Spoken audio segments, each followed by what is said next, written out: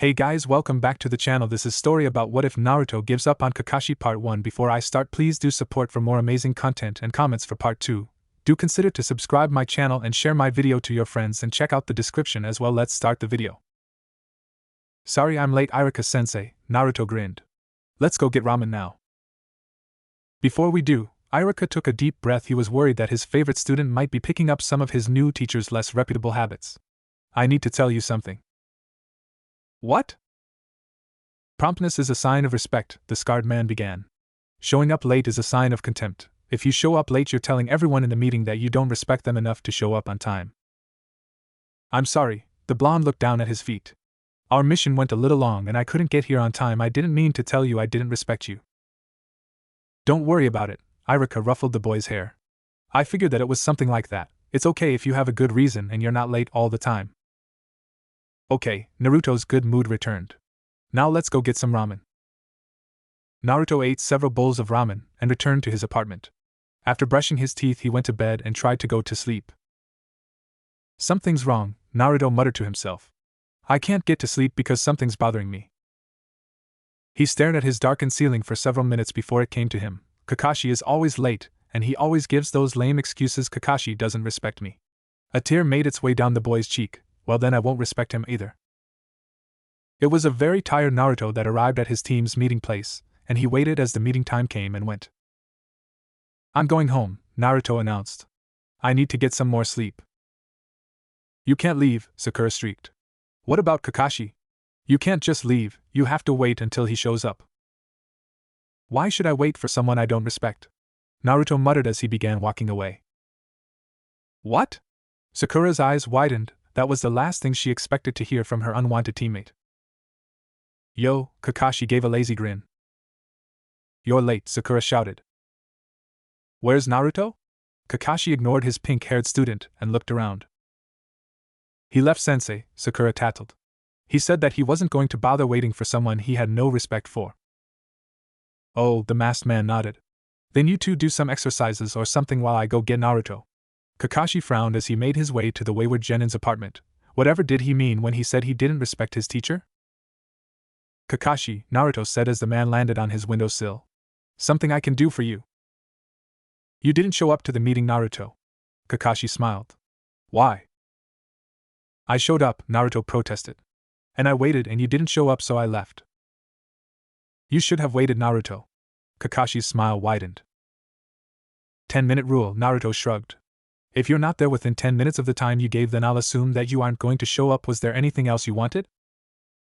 You told Sakura that you didn't respect me, Kakashi got to the point. Why? I was talking to someone and they told me something, Naruto paused. They said that showing up on time was a sign of respect and that lateness was a sign of contempt. I don't see the need to show respect for someone that shows me so much contempt. Oh, Kakashi was stunned, how to answer this in a way that would let it die a natural death. You shouldn't worry about it, Naruto, I'm always late. And I'm always on time, Naruto smiled. So if you're not, then I won't be there. Anything else? You need to show up to meetings, Naruto, Kakashi scolded. Why? Naruto looked puzzled. If you're not going to show up, then why should I? You're my subordinate, and I expect you to show up, Kakashi said as he patted Naruto on the head. Can you teach me a cool jutsu? Naruto asked suddenly. Since you are my teacher and all. No, Kakashi replied with a shake of his head. Now run along back to the meeting place. So you're not my teacher then, Naruto said in a tone of understanding. I just wanted to make sure. By Kakashi. Naruto, wait, Kakashi called out after the blonde, who either ignored him or didn't hear. Damn. Naruto breathed a sigh of relief as he ran from his former teacher. It was so relaxing to finally get things out into the open, he mused. And who knows, maybe his former teammates would follow his example and find teachers of their own. Or wonder of wonders, maybe Kakashi would finally teach them something useful. It was all for the best, Naruto told himself. Better to get everything out into the open and to get a new start than to let things fester. Naruto, Konoha's green beast shouted. What malady has sapped your youthful energy? Hey guy, Naruto said seriously. Can I talk to you about something? What is it, my fine young friend? Guy asked as he struck a pose. Do you have questions about the power of youth?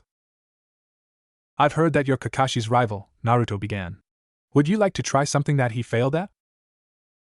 Of course I would, Guy agreed. Anything that Kakashi fails at I shall do and succeed. If I don't, then I shall run around Konoha 300 times with one leg tied behind my head, and if I shall fail at that, then I shall walk on my hands for 3 weeks. Wow, Naruto gasped. That sure is impressive. What is your task? Kakashi failed as my teacher. Would you teach me something? What? Guy turned serious. Why do you say that Kakashi failed you? He doesn't have any respect for me, Naruto replied quickly. And he won't teach me anything. I don't think that I should keep a teacher that doesn't respect me and refuses to teach me. Oh, I see, Guy sighed. I'm afraid that I can't be your full-time teacher. Of course not, Naruto said quickly. You've got your own team. I was just hoping that you could give me some training techniques that I could try on my own. Guy looked down at Naruto's hopeful face. Alright, but I think you should give Kakashi another chance. I gave him lots of chances, Naruto shook his head. I even told him I was giving him a chance, and he still ignored me. Why should I keep wasting time on Kakashi that I could spend training to be a better ninja? We can talk about this later. Guy didn't like the way this conversation was headed. Why don't I give you some exercises and we can get back to this later? Okay, Naruto nodded. What are you gonna teach me? And so what happens? My vague ideas had Naruto begging a bit of training from everyone he knew. He doesn't get much, a bit of advice here and a technique there. My thought was to have this take place before the Chunin exams so Kakashi could use them as a bribe to get Naruto to come back to the team, at least for the duration of the exam. Didn't have any idea on where to take it after that. The working title was something along the lines of "Screw you." Hey Naruto, why were you speaking with the Hokage? Kakashi asked curiously. I was asking her permission to leave Konoha, Naruto replied with a shrug. I just want to see what it would be like to be treated like a normal person. What did she say? Kakashi asked apprehensively. She told me that I could go so long as my teacher gave his permission. Then I forbid it. Kakashi frowned. I do not believe that leaving the village would benefit you at this time. So what? Naruto sneered. Since when have you cared about what I want? I have always cared about my team, Kakashi replied in a hurt tone, and I don't believe that you should go. Too bad. Naruto fought to keep his voice even. I already got permission to leave from my teacher and I will be gone within the hour. How could that be? I never gave you permission to leave the village. You were never my teacher, Naruto answered bluntly, so why should I need anything from you? What are you talking about? Kakashi was starting to get angry. What have you ever taught me? When have you ever helped me? What reason have you given me to consider you my mentor? Naruto, Kakashi froze, searching for a response. I taught you how to walk up trees. No, you showed me how and told me to work it out for myself. Try again. I never treated me like a member of your team? Turned me away when I begged you to teach me something? Naruto supplied helpfully. If ninja who don't care for their teammates are worse than trash, then what is a teacher that does not care for his students? Kakashi felt his insides twist painfully as he considered Naruto's question. I don't know either. Naruto shrugged, but I don't believe that he has any right to call himself a teacher. Goodbye, Kakashi.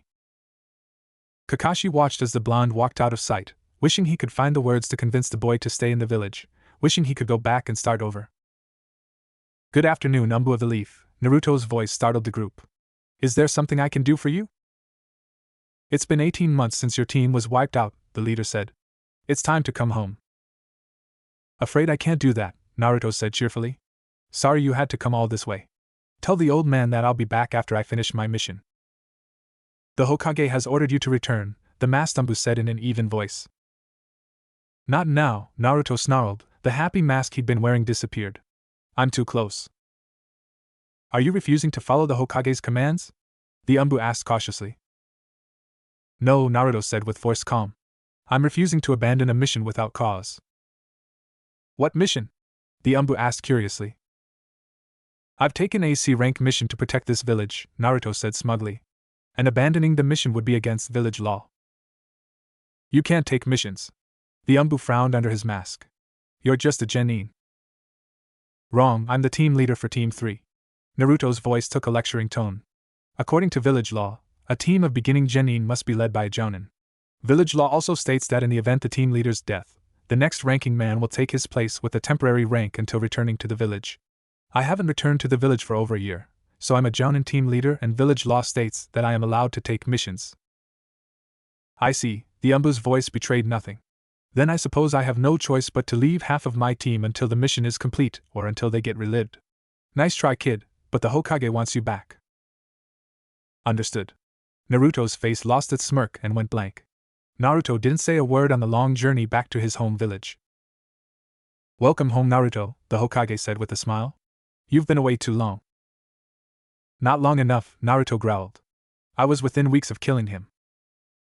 My sources tell me that you wouldn't have been able to complete the assassination, the Hokage said slowly. They tell me the odds of success were close to 0. Tell them to run the numbers again, Naruto demanded. This time with the understanding that the survival of the assassin is unimportant. The old man was at a loss for words. He killed my team, Naruto said sadly. No one survived that day. I died that day with my comrades. All you see now is an empty shell. Death is nothing to look forward to, Naruto. I don't see it as death so much as being reunited with the only people that ever cared about me, Naruto replied. Why did you call me? The graduating class was uneven, the old man replied. I needed another candidate to even out the teams.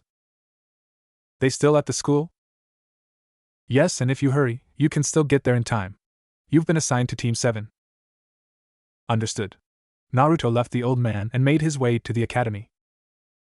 Naruto walked through the doorway to his old classroom and was mildly surprised to find the place empty save for 2 students that he vaguely remembered. Who are you? Sakura asked. You can't be the instructor? Team 7? Naruto sighed. That's us, she agreed. I'm the 3rd member, Naruto said. I don't remember you from the academy, Sakura said. When did Naruto tune the girl out? Was soon asleep. Wake up, Kakashi yelled at the sleeping boy. You here already? Naruto asked. Okay. Why don't you introduce yourself? Kakashi suggested. Name, likes, dislikes, dreams, that sort of thing. My name is Naruto. The boy looked lost. I dislike several things, and my dream is to be with my team again. That said, Naruto hopped up and walked out on his surprise team. Be at training area 15 for the final exam tomorrow, Kakashi called after the retreating boy. You were supposed to go hide, Naruto, Kakashi smiled. Just a quick question first. If I fail this test, then I get sent back to the academy? Naruto gave his first genuine smile in years. Yes, Kakashi said slowly. I give up. You're too powerful for my feeble skills and I have no chance of passing. It's better that I return to the academy. Why? Kakashi asked suspiciously. Academy students can't be labeled missing needs, Naruto smirked. I suppose I should thank you for this opportunity. Because of you I don't have to waste too much time in the village. I see, Kakashi frowned. I'm afraid that it won't be that easy, Naruto. Why not? Naruto taunted. Those two don't have a full brain between them, they'll never figure out the real test, and if they did they'd never ask me for help. They might surprise you, Kakashi offered. It takes 3 to pass a team. Naruto rebutted, it only takes 1 to fail. Naruto spent the rest of the day in the shade of one of the trees watching the older ninja make fools of his potential teammates. Life was good. You all pass, Kakashi grinned. What? Naruto's voice was flat and dangerous. You showed that you already understood the true principle of the test, Kakashi explained. And Sakura showed good teamwork with Sasuke. Sasuke didn't show anything, Naruto hissed. Except the fact that he's as arrogant as any other member of his family. I refuse to be on the same team that shows such blatant disregard for their teammates. I'm afraid that's not your decision to make, Naruto, Kakashi smiled. Why don't you take the time to get to know your new team members? Why don't you go to hell? Naruto retorted as he began to walk away. Be sure to tell me when you get AC rank. Team meeting tomorrow, Kakashi called after his student. Don't be late. What are you gonna do? Naruto laughed. Send me back to the academy? Take my forehead protector? Be my guest. I'll think of something, Naruto. Face it, Kakashi, Naruto replied as he was about to fade out of sight. There is nothing that you can do to me that hasn't already been done. I've already been given the worst punishment that can be thought up. Anything else you might do pales in comparison. What's the punishment? Sakura asked, wanting to know what had been done to the loud boy. Keeping him here, Kakashi frowned. Naruto would like nothing better than to have his ties to this village cut. Hey old man, Naruto yelled as he walked into the Hokage's office. I just heard something in class that I can't believe. What is it, Naruto? the Hokage asked kindly. Why does Orochimaru want to destroy Konoha? Deciding that the boy was too young to accept the truth, the Hokage decided to have a bit of fun with him. Because he hates ramen, the Hokage answered after a few moments of contemplation. He wants to destroy our ramen stands and then to destroy all the ramen stands in the world. That's terrible. Naruto was aghast. That it is Naruto, the Hokage agreed before disappearing, which was a shame because if he had stayed around for just a few more minutes he would have seen Naruto vowing to destroy Orochimaru and forever end the threat to his beloved ramen. Naruto spent the next day doing something he would have rather not done, research. But Iruka-sensei had said that if you know your enemy, and if you know yourself you'd win or something, and that was what he was going to do. Which is why he was crouching behind a garbage can watching one of the street vendors. There she was, his best chance to learn the dirty snake's fighting style. It had taken months for him to ferret out the information that the traitorous ramen hater had a student that had remained in the village, and almost 15 minutes to figure out a plan that would force the woman to reveal her fighting style. A fighting style that would give him an idea of what to face when the moment of truth finally came. What's up, sweet cheeks? Naruto asked as he slapped the woman on the butt. How much for a few minutes of fun?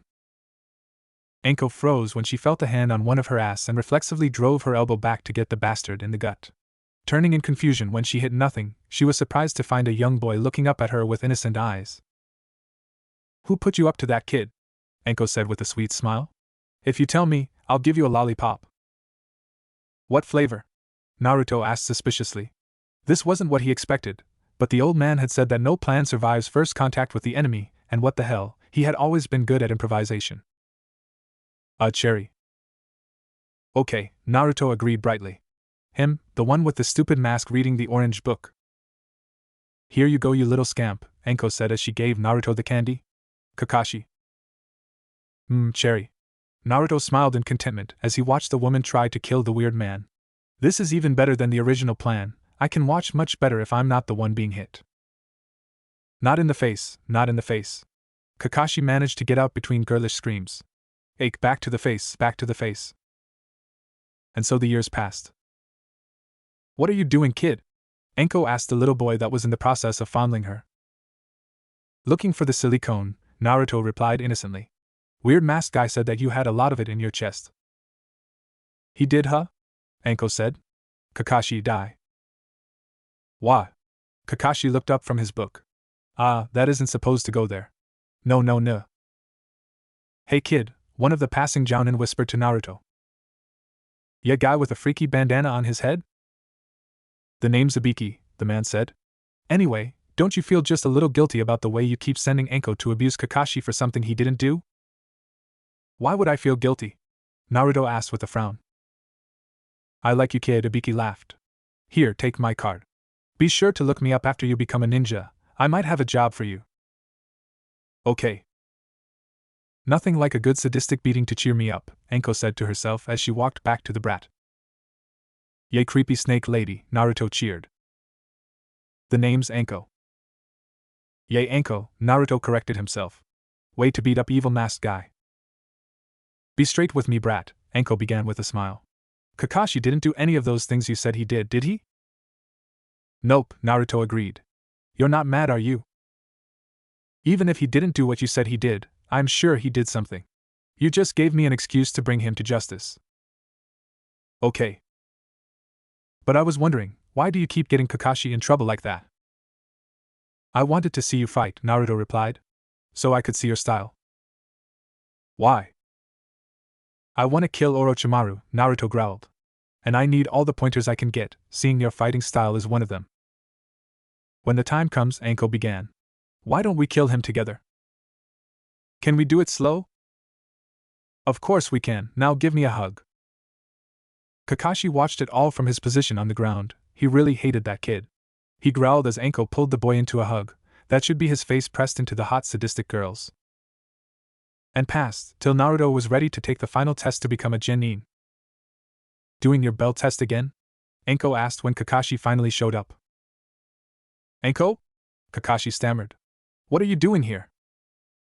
Watching Naruto pass your test, the woman said dryly. Now get on with it. Yes, well. Kakashi told his shocked students the rules and started the timer. Go Naruto, Anko cheered. You were supposed to go hide Naruto, Kakashi said with a smile. I just wanted to ask you something first, Naruto said. Fine, Kakashi sighed. Can I use any ninja skill? Naruto demanded. Even the really tricky ones? Yes, you can, Kakashi said. Even the really tricky ones. Hey Anko, Naruto called out. Guess what Kakashi just called you?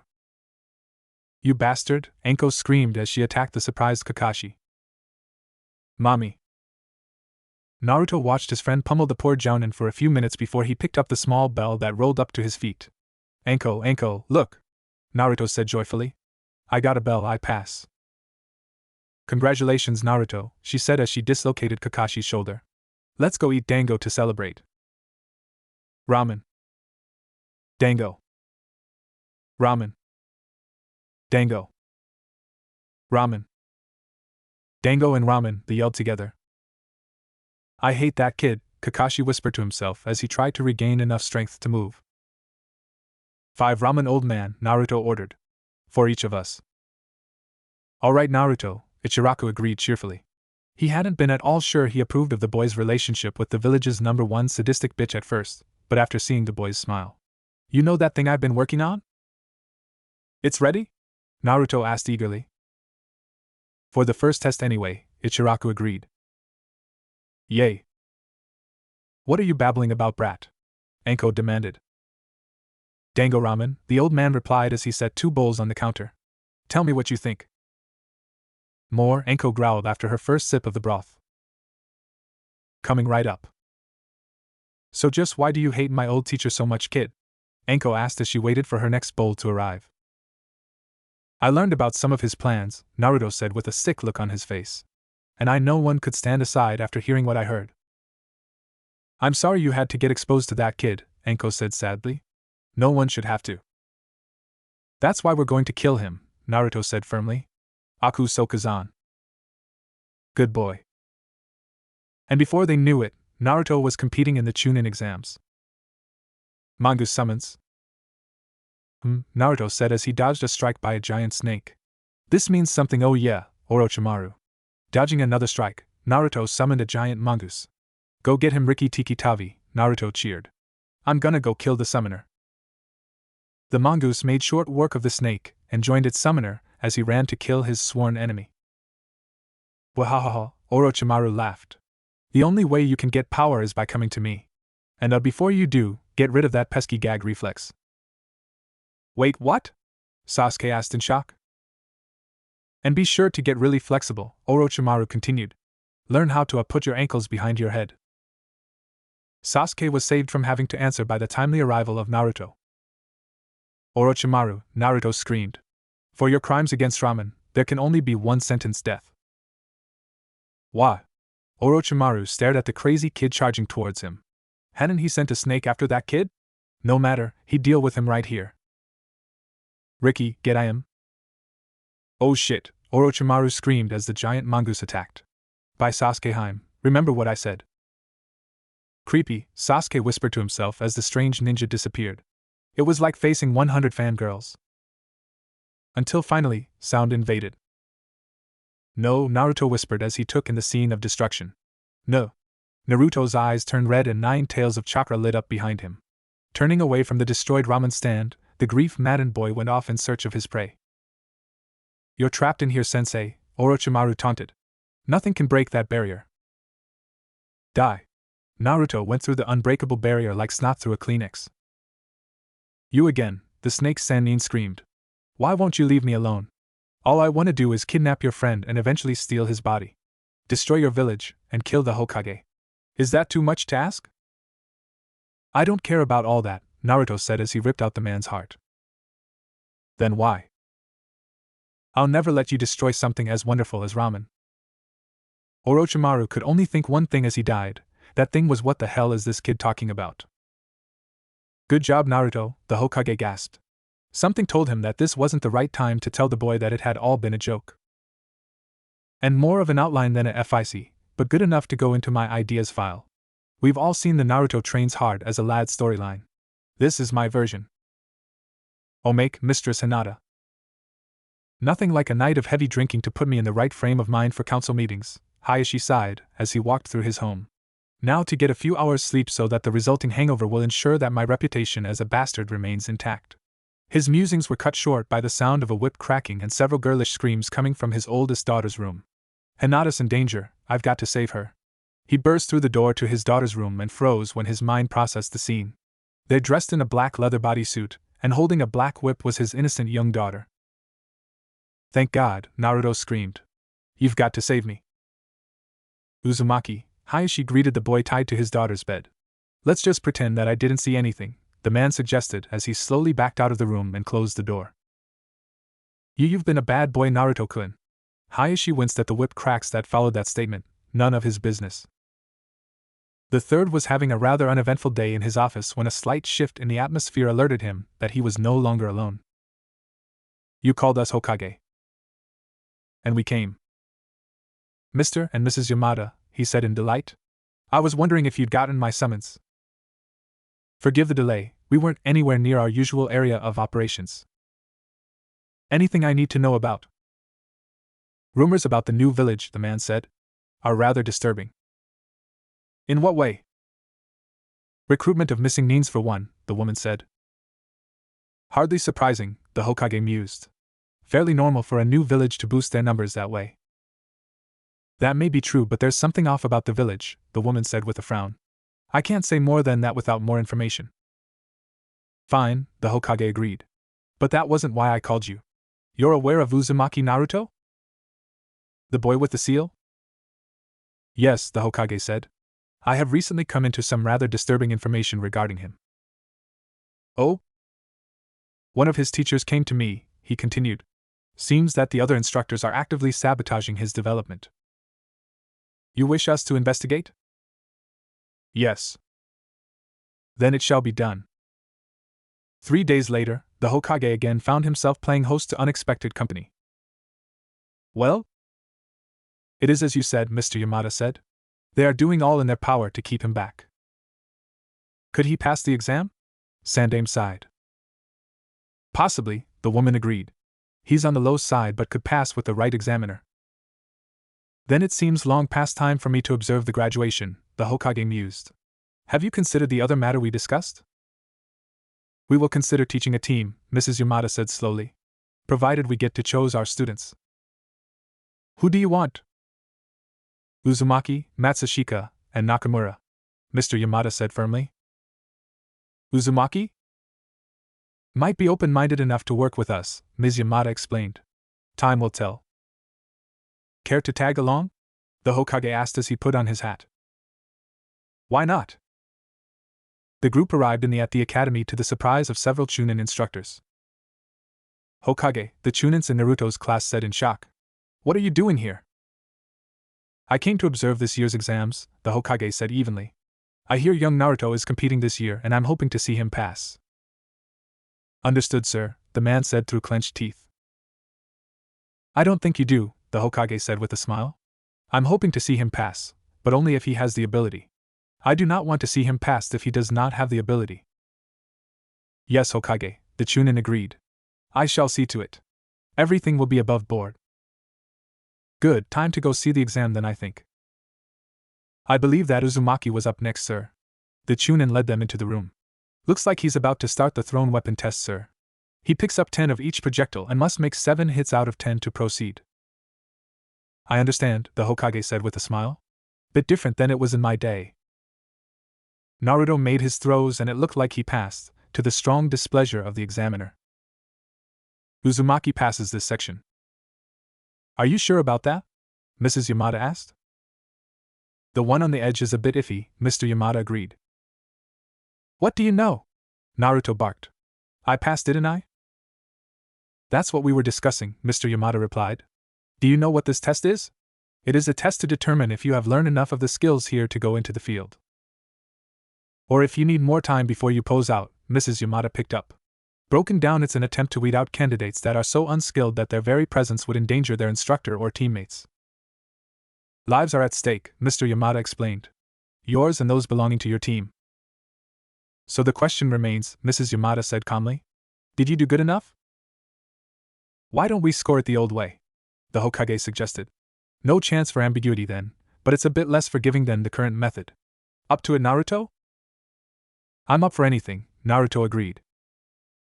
Then let me think. The old passing grade was 75, but the current takes 7 hits. So, 70%. The one on the edge would be worth half points. The Hokage took a few moments to calculate the points. 71 points. Congratulations, Naruto. Thanks, old man, Naruto cheered.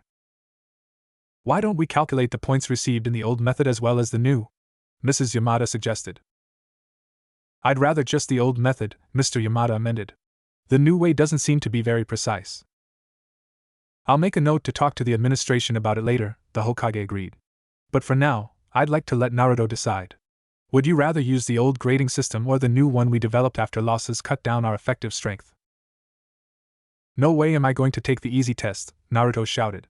If I'm going to take your job, then I can't take any easy routes. Excellent, let's see the rest of the exam then.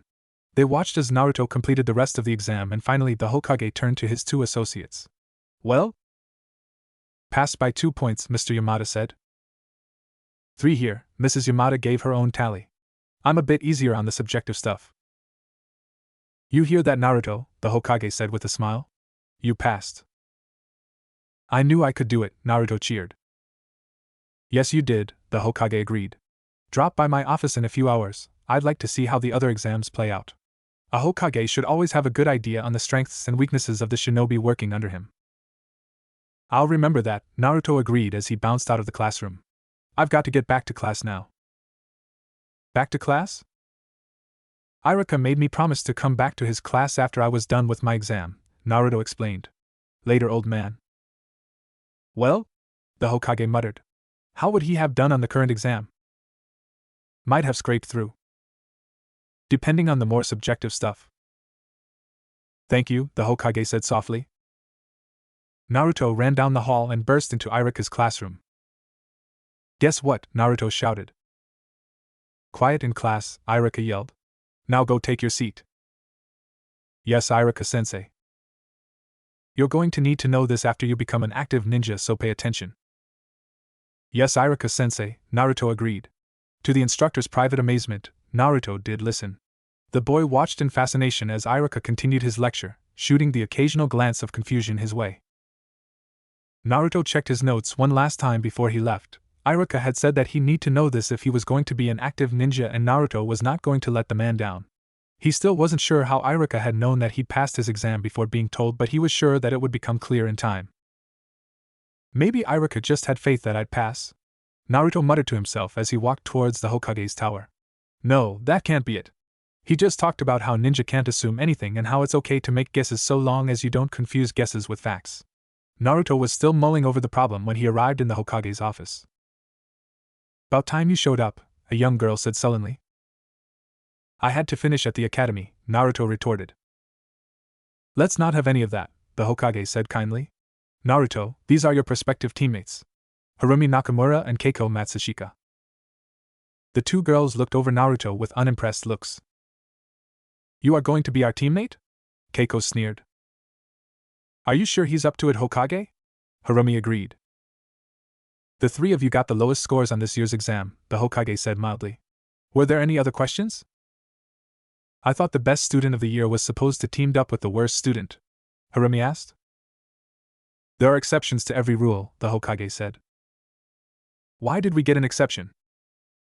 Because we requested you, Mrs. Yamada said. The 3 students jumped in surprise when she revealed herself.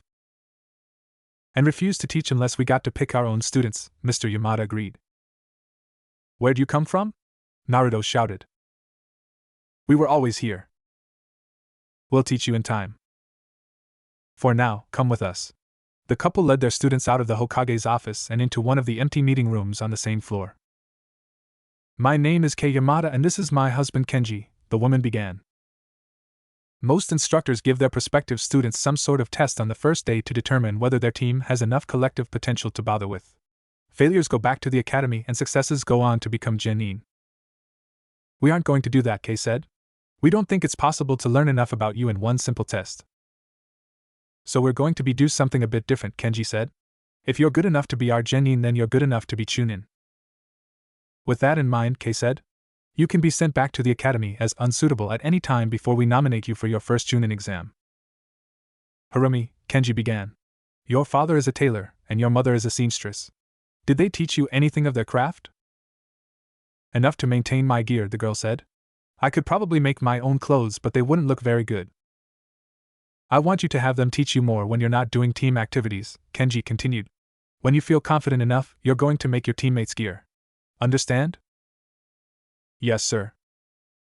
Keiko, Kei said. Your mother is knife maker and your father is a blacksmith. I could make a few things, but I'm not up to making shinobi weapons, Keiko replied quickly. I'm not sure my parents could either. Mom makes kitchen knives and Dad concentrates on ornamental gates and that sort of thing. Be sure that your mother starts by teaching you how to sharpen them, and your dad teaches you to make your own tools, Kei said firmly. When you get better, then we'll see about putting you with someone who can teach you a few more tricks. Okay. Naruto, Kenji said to the boy. You are an orphan, you have no parents to teach you anything. But we have spoken to a friend of yours, Kei said. You will work in the kitchen at the ramen shop. All right, Naruto cheered. Can I ask a question? Harumi held her hand up. You may. And you do not have to hold up your hand anymore. Why do you want us to learn these things? Several reasons, Kei said. How about we give you the biggest two? 1. It builds teamwork. 2. Kenji said with a smile.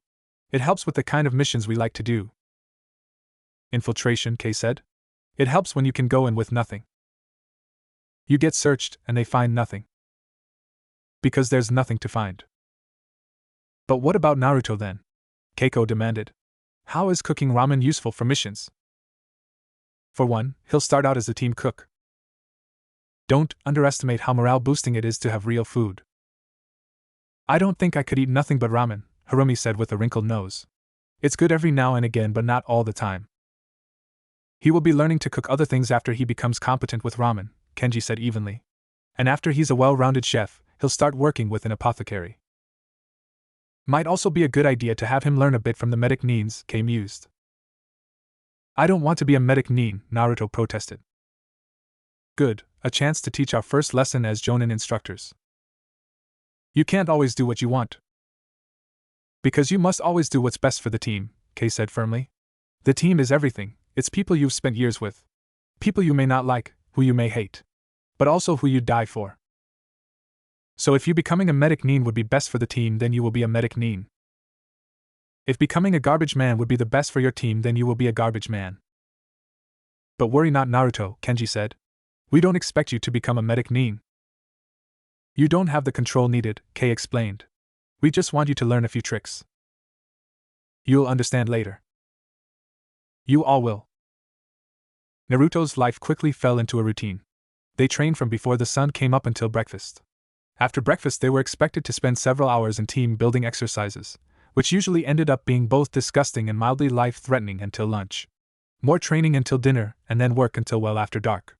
This continued for several weeks until they couldn't stand it any longer.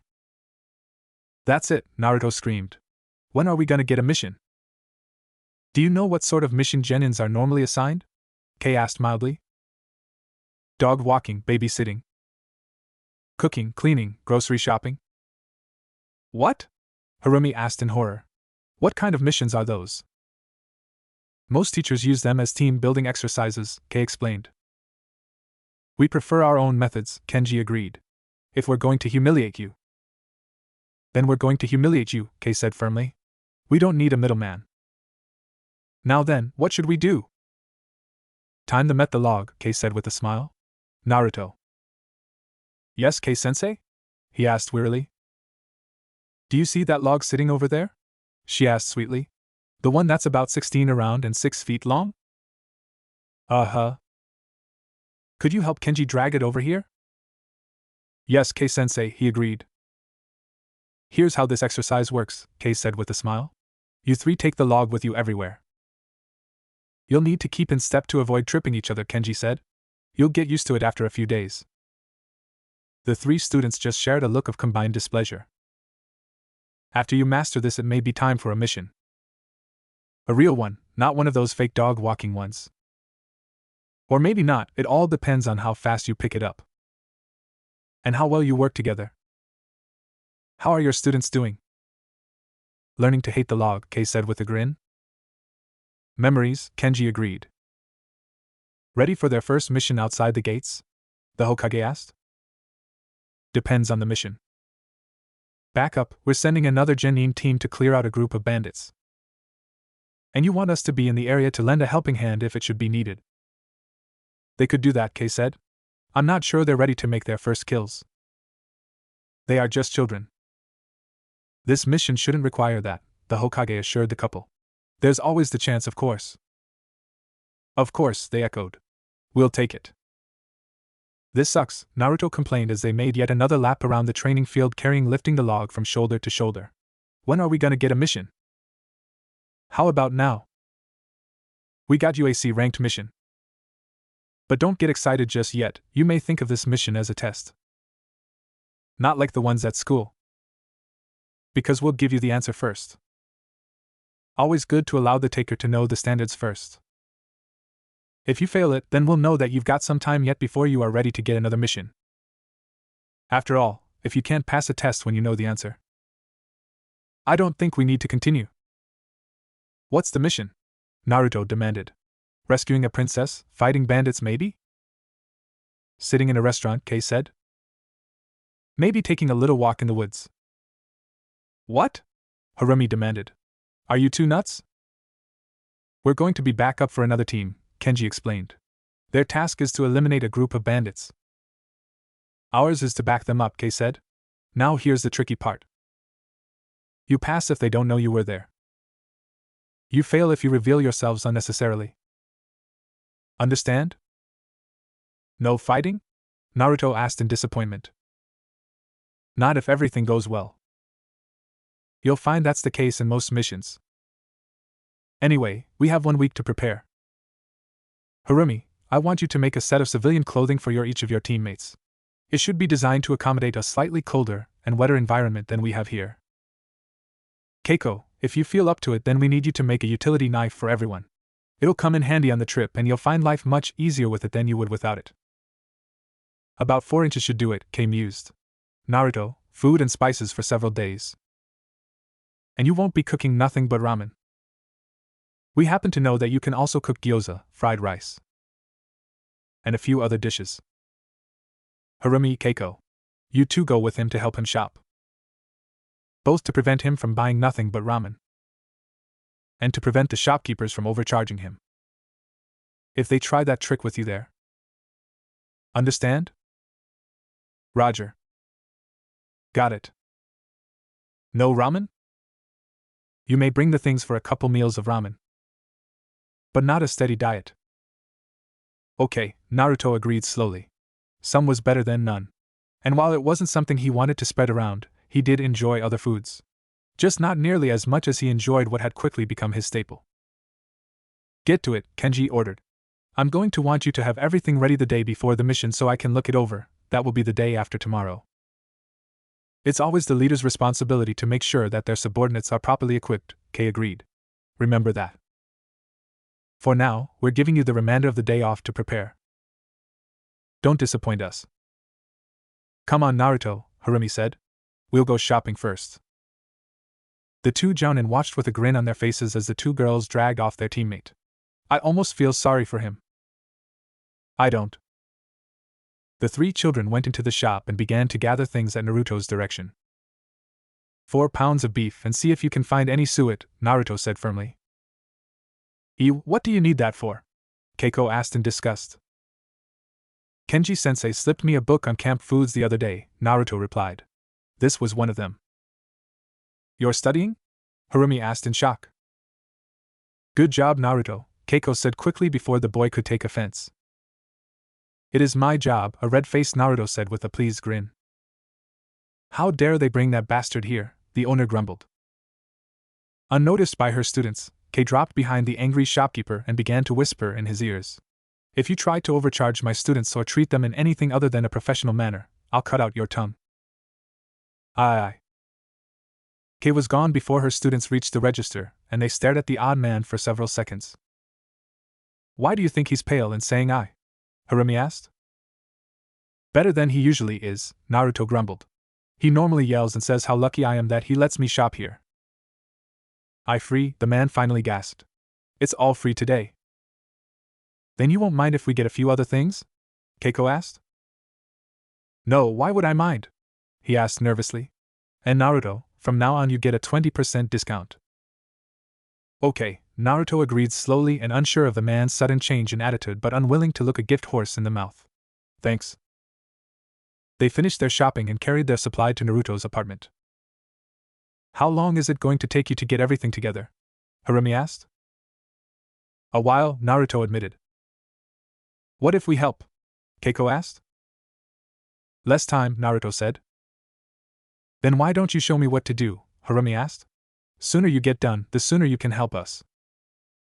Okay, Naruto agreed. Your knives suck, Keiko said bluntly.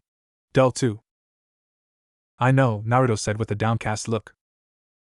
You two get started while I sharpen these, Keiko ordered. We can see about getting you a better set later. Thanks, Naruto said with a grateful smile. Okay, Harumi, the first thing I need you to do is to start washing this stuff. Outside, Kei and Kenji shared a look of pride as they watched their students work together. Looked like being an instructor wouldn't be such a bad job after all. I'm proud of them, Kei said with a smile. They're good kids. With any luck, they'll stay that way. Or get better. The two instructors watched as Naruto and his teammates finished with the food and began debating what to do next. It'll take some time for me to make your clothes, Harumi cautioned. Same with the knives, Keiko agreed. Could you do your work at my house? I should be able to, why? Because I can't do anything away from my parents' tools, Keiko explained. If we all go to my place, then we can work on everything at the same time and pass Naruto back and forth to whoever needs him. That should work, Harumi said slowly. Let's do it. Do I get a say in this? Naruto asked. No. You don't. Now you two are doing it, Naruto said in horror. They left Naruto's apartment and made their way to Keiko's house with a short stop at Harumi's. See this pole? Keiko asked. Yeah? Pull it in and out until I tell you to stop, she ordered. What's it do? That's the bellows, she explained. Pulling it in and out provides air to make the forge hot enough to work metal. Oh, okay. Naruto complied with the instructions and watched as his friend put an iron in the fire. They worked for several hours and Naruto was bounced back and forth between the forge and the corner that his other teammate had commandeered for herself. That's enough for today, Harumi said stiffly. We can do the rest of it tomorrow. They all went home and returned the next day and worked feverishly to get everything done in time for the inspection they had to endure the next day. Done, Keiko said as she finished sharpening the last knife. What about you, Harumi? Just finished the last stick, the girl said proudly. You're done too, aren't you, Naruto? Yeah, Naruto agreed. I am. Great, Kei announced her presence. Because it's time for your inspection, Kenji said. Pack your things and meet us at the training area. I thought we had another day, Naruto protested. Look outside, Kei said fondly. You work through the night, Kenji explained. They all packed and followed their instructors to the training area. The first thing you need to do is lay out the tarp Harumi was good enough to make. Then I want you to lay everything out on top of that so I can see everything you have. We'll make any additional instructions after we've had a chance to look at what you've got. The students complied and the instructors went over their possessions. You sure you can carry that much all day, Naruto? I'm sure, Naruto agreed. If you say so, Kenji said doubtfully. There are many reasons that you're operating in a team, and one of them is to have more people to share the load. They've got enough to carry, Naruto said simply. And we already split it up a little. If you say so, Kenji agreed. But remember, it'll be a while until we make a break long enough to rearrange things. You'll have to suffer through the first day if this is too much. I know, Naruto said firmly. Keiko, Kei said sharply. Why do you have a mirror? Signaling, Keiko said quickly. Then what about the makeup? You told Harumi to make civilian clothes, Keiko said. Civilian girls wear makeup. I'll accept that, Kei said. Very good. You may repack your things. Me now? Harumi asked. You now, Kenji agreed. What's in this pouch here? Needles and other things I use to sew, Harumi replied. I rushed through the outfits so fast that I'm afraid I might need to make some repairs on the move. I didn't open it because I don't want to lose anything. Good job, Kei said. All of you, put your packs in the North Guard house and meet us at Naruto's ramen stand. We're going to have a meal together. After that, you're all to get right to sleep. You have a big day ahead of you and an early morning. You are to meet us at 0200 in front of the North Gate. Any questions? The genin shook their heads and quickly set out to follow their teacher's instructions and rejoin them at the ramen stand. My special, Naruto called out. Gyoza and fried rice please, Harumi said politely. Shiro, Keiko said absently. So what can you tell us about the mission, sensei? As we said before, the mission is fairly simple. We are to go in ahead of the other genin team and provide backup if necessary, Kei said. If possible, I don't want them to even know that we were in the area. Who's the other team? It's a genin team under a jounin named Guy, Kenji replied. It consists of a Hyuga-Niji, a hand-to-hand specialist named Lee, and a weapons specialist named Tenten. We went to school with them, Harumi said. They're going to kill bandits? Possibly, Kenji agreed. But just as possible their instructor will attempt to bring them in alive, Kei sighed. He's a bit of a softie. But that is a mistake that I don't want any of you to make, Kenji said firmly. 9 times out of 10, prisoners are nothing but a hindrance to the mission. What else do we need to know? Keiko asked. The route, and everything else the village knows about the mission, Kei replied. Read. The 3 genin went over the report as they ate their meals. Any questions? Why isn't there more information? Keiko demanded. Konoha has never been much good at information gathering, Kei replied. Much too dull for the average nin to pay much attention to. We're trying to change that attitude, Kenji added. Knowledge is power. Any other questions? Kei looked around the table. Then get home and go to bed. You have 10 hours until you have to meet us, Kenji said. Spend as much of it asleep as you can. The team reformed the next day at the North Gate, and Naruto felt a rush of adrenaline as they walked out. It was the first time he'd ever gone outside the village on anything more than a short trip, and the excitement was killing him. The group traveled in silence for several hours until the sky began to brighten. It's almost dawn, Kei announced. Time to find a place to make camp, Kenji agreed. Brambles? Good a place as any, Kei agreed. Come along, children. How come we gotta go in there? Harumi protested. Those thorns will scratch us up and ruin the clothes I just made us. It'll also be much safer than out in the open, Kenji explained. The middle of a patch of brambles is an excellent place to camp because of that. The mission is that dangerous? No, Kei admitted. But it's best to act as if it were. Just to get you 3 in the habit, Kenji explained. Don't forget that this is as much to train you as it is to help the other team. With only a few obligatory protests, the team made their way to the center of the patch and cleared an area large enough to set up camp. Come with me, Naruto, Kei ordered. What's up? You like traps, don't you? Kei asked. I recall hearing something about pranks. Yeah, Naruto agreed. We're going to set up a few traps around the game trails, Kei explained. You can't always do that, and you can't always have a fire, but when you can, it's often a good idea to try to supplement your diet and try to stretch your rations. But we'll only be out here for a few days. Probably, she agreed. But it's also good training. Are you turning down a chance to train? No, let's get to training. Naruto cheered. I thought that would be your reaction. As he followed her out of the bramble patch, he couldn't help but notice how much easier it was for her to move through it. Kei-sensei? What is it, Naruto? How is it that you're able to move through so easily? There's a trick to it, she replied. Watch. I think I've got it, he said. Maybe why didn't you show us earlier? Motivation, she said. After going through it earlier and seeing how hard it was, don't tell me you weren't eager to learn an easier way through? Yeah, but if we can do this, then can't others? One of the reasons we're out here is to make it more difficult, Kei explained. It isn't just animal traps we're going to set. Okay, Naruto agreed. She showed him how to set up a few simple traps to restrict mobility around their campsite, and then led him deeper into the forest. Do you know what this is, Naruto? Looks like they're onions, Naruto replied. Very good, and this over here is wild garlic. Should we pick some? Would it go well with the meal you have planned? If not, then we can always use it later, Naruto said after a moment of thought. And if you find a way to use that mint up the trail, then Kenji might kiss you, she said with a fond smile. He loves minty things. Really? Yes. Then we had better not get any, Naruto said firmly. I don't want to do anything that might break up your marriage. She stared at him for several long seconds before bursting into a musical laughter. Thank you, Naruto, he's not much, but it would be too much trouble to find another one.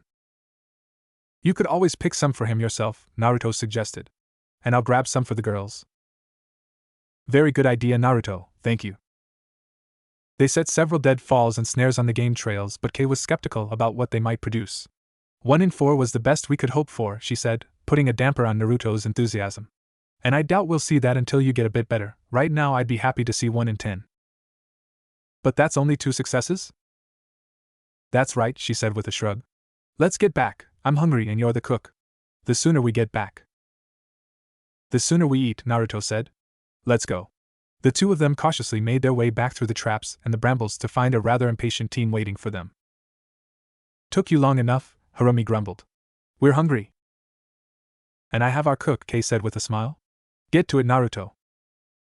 What am I supposed to cook with? Naruto asked. Are we allowed to have a fire? We are, Kei said.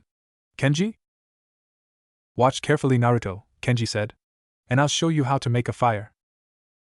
Naruto watched in fascination as his instructor dug 2 holes and connected them with a small tunnel. Why do things like that, sensei? Makes it harder for the fire to be seen, Kenji replied. And you remember the dry wood we collected earlier? Yeah?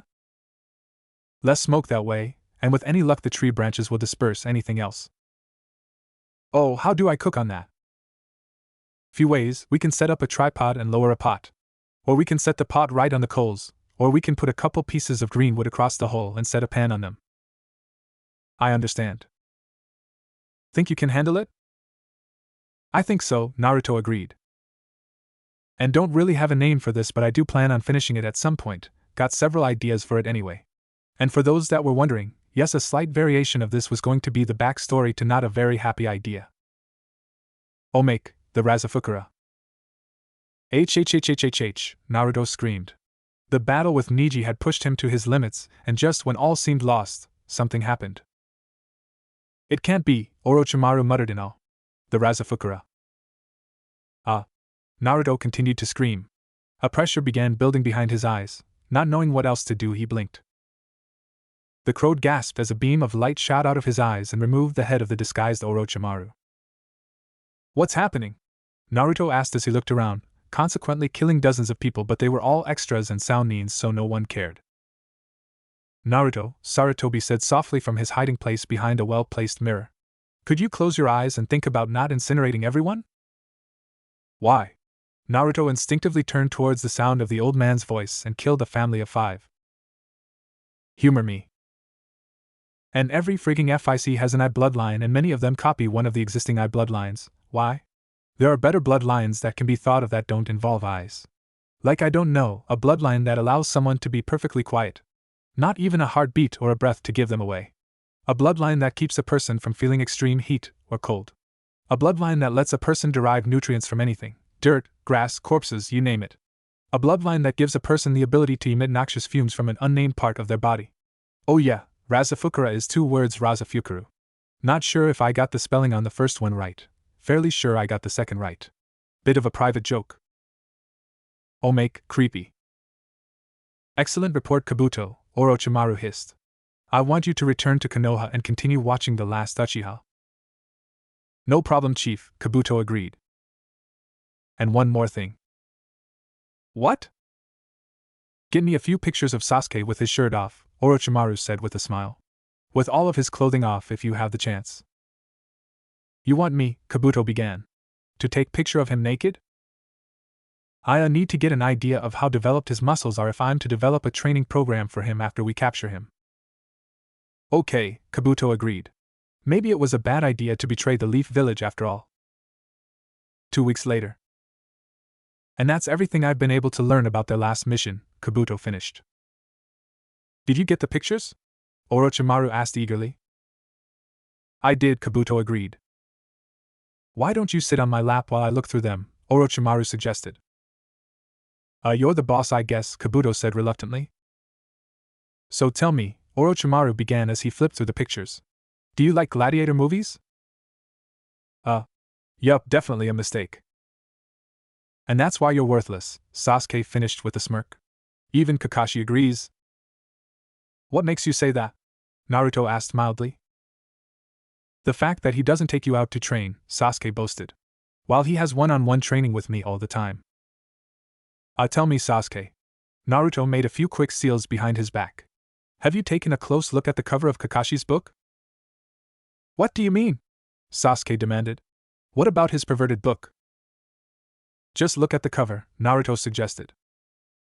Fine, Sasuke agreed. The boy got up from his seat and walked over to his sensei and paled in shock. Well? Naruto asked when his teammate returned. I don't want to talk about it, Sasuke stammered. Didn't know he was reading the yaoi edition, huh? Naruto asked. Puts a whole new spin on that one-on-one training. I said I didn't want to talk about it, Sasuke stubbornly maintained. Okay, Naruto agreed. Just thought I'd give you a warning, what our teammates for after all. That should put an end to all those personal lessons, Naruto thought to himself with a satisfied smile. His eyes widened as Sasuke eagerly obeyed Kakashi's summons and the two went off for their private time. Or not, he said to himself. You think you know someone. Hey Kakashi-sensei, what are we supposed to do? Why don't you two take the day off? Kakashi suggested. You deserve to have a break. But what about training? Naruto asked weakly. No amount of training could help a loser like you, Sasuke said with a smirk. Yeah, you idiot, Sakura agreed. Kakashi considered and discarded the idea of calling his student back as Naruto's shoulders dropped in disappointment. It really was for the best to give Sasuke all his attention, he told himself again as he watched Naruto walk away. Every second he could give to his most precious student strengthened the village 10 times more than a second wasted on his other two. Naruto knew that he couldn't let his teammates keep belittling him like that. After all, how would people respect a Hokage that didn't stand up for himself? The only problem was that Sasuke was too strong. It was a bitter pill to swallow, but Naruto could admit that fact if only to himself. What to do? He wondered to himself, if only being a ninja was like playing jokes on people. Sasuke would never know what hit him. He might have the edge on ninja skills, but when it came to pranks, Naruto was a master. His mind made up, Naruto set about the task of planning his next operation. They would pay, he cackled to himself. Oh yes, they would pay. This next jutsu, Kakashi trailed off. What was that strange look in the boy's eye? As I was saying, this next jutsu allows you cover your head with lightning. It isn't very useful on its own, but there was that look again. But it helps to learn other lighting jutsu if you master this one first. Are we going to be doing any sparring today? Sasuke asked dully. I think I need more practice with my grappling. No grappling today. Right then, the first thing you need to do is. What is it, Naruto? The Hokage asked kindly. I was just wondering, Naruto began with a poorly concealed smile. Can anyone pay for a mission? Yes, the old man agreed. Anyone, even you. Then I want to hire Konoha to do something for me, Naruto said grandly. So long as Team 7 gets the mission. What is it, Naruto? The Hokage asked with a sigh. First, I want to know if there's a discount for only using a partial team? You mean if you were to give your sensei a day off or have one of your teammates do the same? Yeah, Naruto agreed. To be frank, he was impressed with the boy's cunning. It was brilliant, assign a long mission to himself and the girl. It was the perfect way of going on a date with a reluctant teammate. Sure, he said with a smile. I'll only charge you a bowl of ramen. Really? Naruto squeaked. You're the greatest, old man. So what's this mission you want assigned? Guy. Yes, my eternal rival, Guy agreed. I need your advice, Kakashi sighed. I think one of my students just came on to me. So young Sakura has entered the springtime of her youth, Guy said loudly. You must remember to let her down gently so that. Not Sakura, Kakashi corrected. Sasuke. What? Guy asked flatly. Why are you asking me about this? Well, you are gay, Kakashi replied. Aren't you? No, why would you think that? Well, the green spandex. The fact that you constantly work out, the way you hug that student of yours, Kakashi ticked off reasons. As Guy stammered denials, Kakashi came to two conclusions. The first was that coming to Guy had been a mistake, and the second was that he just pretend like nothing had happened and hope that everything went back to normal. Naruto slept in the next day and made the short walk to the Hokage's office around an hour before his teacher would normally show up to meet them. "Hi Kakashi-sensei," he said cheerfully. "No mission today, Naruto," Kakashi said. "Why don't you take another day off?" "Okay," Naruto agreed. He ignored the angry secretary and burst into the old man's office. "Ready to go get our ramen now?" "Let me just grab my hat," the old man said. Sakura shot another glance at her favorite teammate as she waited for her other teammate and their instructor to show. Where was that moron? She wondered to herself, it wasn't like him to be so late. Maybe he was staying away to give her more time with Sasuke. If that were true, then she'd have to thank him in a way that made it clear that she had absolutely no interest in him. "You're late," she screamed when she noticed her instructor watching them with an odd expression on his face. "Sorry I'm late, but..." "Liar." "Where's Naruto?" Sakura demanded. "That idiot's even later than you." "He won't be taking part in this mission," Kakashi said firmly. "Our client has requested that the two of you perform this mission alone." "Really?" Sakura said with little hearts in her eyes. "Yes," Kakashi agreed. "And you are not to tell Naruto anything about this mission. As far as he knows, you all have the day free." "What is the mission?" Sasuke entered the conversation. "Well..." "What?" Naruto looked up from his ramen with a smile. That'd show them for calling him a loser. "He, old man, another bowl of ramen over here, and I suppose my friend here could use one too." "Thank you, Naruto," Sarutobi said. "But the mission only required one bowl." "I'm just paying for the next one in advance," Naruto explained. "Now eat up, ramen is no good if you let it sit too long." "Right you are, Naruto." Meanwhile, at the home for old incontinent and morbidly obese ninja, the nurse was getting ready to tell everyone the good news. "Why'd you take me out of my room?" one of the senile old, that is to say patients, demanded shrilly. "I just wanted to get everyone together to tell you the good news," the nurse explained again. "A 2-person Chunin team is coming here today to give you all your sponge baths." The old folks seemed to brighten up a bit at that thought. "Also," she continued, "I've been told that they would like nothing better than to hear all your old stories. If this works out, our benefactor has promised that he'll hire the same team to come back here as many times as we like." They all attempted to cheer, but that caused their dentures to fall out. As she looked at the denture-covered floor and the drool-covered patients, the nurse silently thanked her savior for sparing her this fate, if only for a day. "And I had an idea, and that idea was, what if Naruto decided to prank his teammates? This was that idea. The below idea was, what if Hinata was as perverted as I think she should be? Oh, make hentai Hinata." "Naruto is not a loser," Hinata maintained stubbornly. "He can do the Kage Bunshin no Jutsu." "So?" Anko sneered. "Well..." Hinata licked her lips as she leaned forward with a naughty grin. "Let me put it this way, gang bang no Jutsu." "You make a good point, kid. Would you be willing to share?" "He also has a lot of stamina," Hinata added with a blush. The girl turned red and began giggling and hugging herself. "Oh." "About sharing," Anko tried to interject. "Well?" Hee. "Come on, I'm dying here. Do you know how hard it is to get a date when you're known as the sadistic snake bitch?" Hinata snapped out of her fantasies and gave the matter some though. "Well, I suppose Naruto is too much for just one woman, okay? Thanks, kid, you won't regret this." While Sakura and her object of affection were exploring every nook and cranny of the senile old crones, Team Guy had gathered for their daily training and mission meeting. Guy looked pensive as he called for the meeting to begin. Guy turned to his team. "Tell me, my youthful students, do I seem gay?" "Hi, sensei. You are the gayest man I know. No matter what happens, you are always upbeat and striving to do more.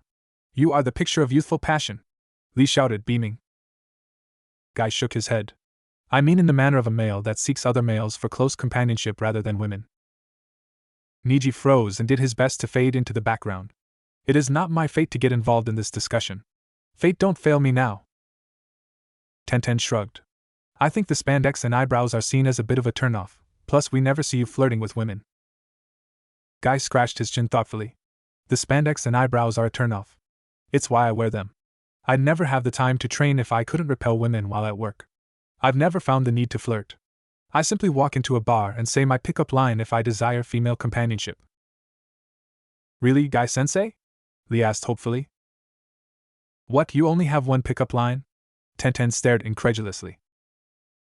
Of course. Why would I need more than one when the one always works? Niji stopped trying to become one with the background and leaned forward curiously. Guy-sensei, I do mean to sound unyouthful, but if I don't get the chance to spend some time with some females in a manner involving close contact other than fighting, there is the definite possibility that I may shatter all my gates and impregnate half of the village. May I please know the line you use? Lee asked intently. Of course, my youthful student. I'm sorry I didn't tell you it before, it was an unforgivable lapse on my part. Simply walk into the nearest bar and say, I can do 100 push-ups with my tongue. Anyone wanna see? The girls will flock to you like Naruto to ramen. Hi, Guy-sensei. Lee radiated energy, seeming to vibrate in place. I must go test this technique. The flare of chakra gates opening blinded everyone, and when they blinked their vision clear, Lee was gone. Niji snorted. And what will happen when they discover he can't do 100 push-ups with his tongue? Guy shrugged. After 20 push-ups they usually shred whatever you are wearing and jump you, so it's really never come up. Lee is a hard worker, but he still can only do 95 before tiring. I have faith that he will manage to get 100 before the year is out, so a little fib really isn't that unyouthful. Tenten stood there, drool leaking from the corner of her mouth with a glazed look in her eyes. N90FF5? Niji stared. That is part of the youthful training regiment you two do after the team meetings? Guy nodded. Of course. It is only fitting that as your Jonin I do my best to help you succeed in life, and picking up women is one of the things all young males should know. I am blazing with the power of youth, Niji shouted. Time to train. Niji, your blazing youthful energy has finally relieved. Guy shouted with tears flowing down his cheeks. How I have waited for this day. N90FF5? Tenten agreed with glazed eyes. Kakashi was a bit concerned when he started the team meeting. Sakura and Sasuke stared at him with flat, dead eyes, eyes he'd last seen during the last ninja war, eyes that had seen too much. So how did the mission go? It's too soon, Sakura sobbed. Don't make me remember that. Moving right along, it must have gone well because our client contracted the two of you to do it again today, isn't that nice? No. Enko looked up from her dango and giggled at the sound of someone screaming in unimaginable pain. After making a mental note to track down and compare notes with whoever was responsible, she turned back to her meal, noting that food always tasted much better when accompanied by the sound of a spirit breaking. Kakashi was surprised to find a note pinned to his door. If you're not on a mission with your other two students, then you can train your third. If you can't train your third, then you can find out what happened to your first two. That seems clear enough, he mused to himself. Now, where would Naruto be at this time of day? It didn't take long for Kakashi to find his wayward student, and the boy's reaction to learning that he was going to be trained shot a little spike of guilt into Kakashi's heart. He wasn't that bad, was he? You're really going to train me? Naruto cheered. I really am, Kakashi agreed. He fingered the note in his pocket. No way was he going to find out what had broken the spirits of his other two students. We'll start with 5, Guy counted. One more, my youthful student. Mumph. 6, what was that? I wanted to know how you dealt with the taste, Niji replied. Just close your eyes and think of something else, Guy advised. 5 minutes rest and we'll try it again. One. Niji paused as he remembered what had happened before. Yes, Guy-sensei. And Dogbert Caro wrote the meeting for Team Guy, did a good job too. Not a very long chapter, but I did add an omake.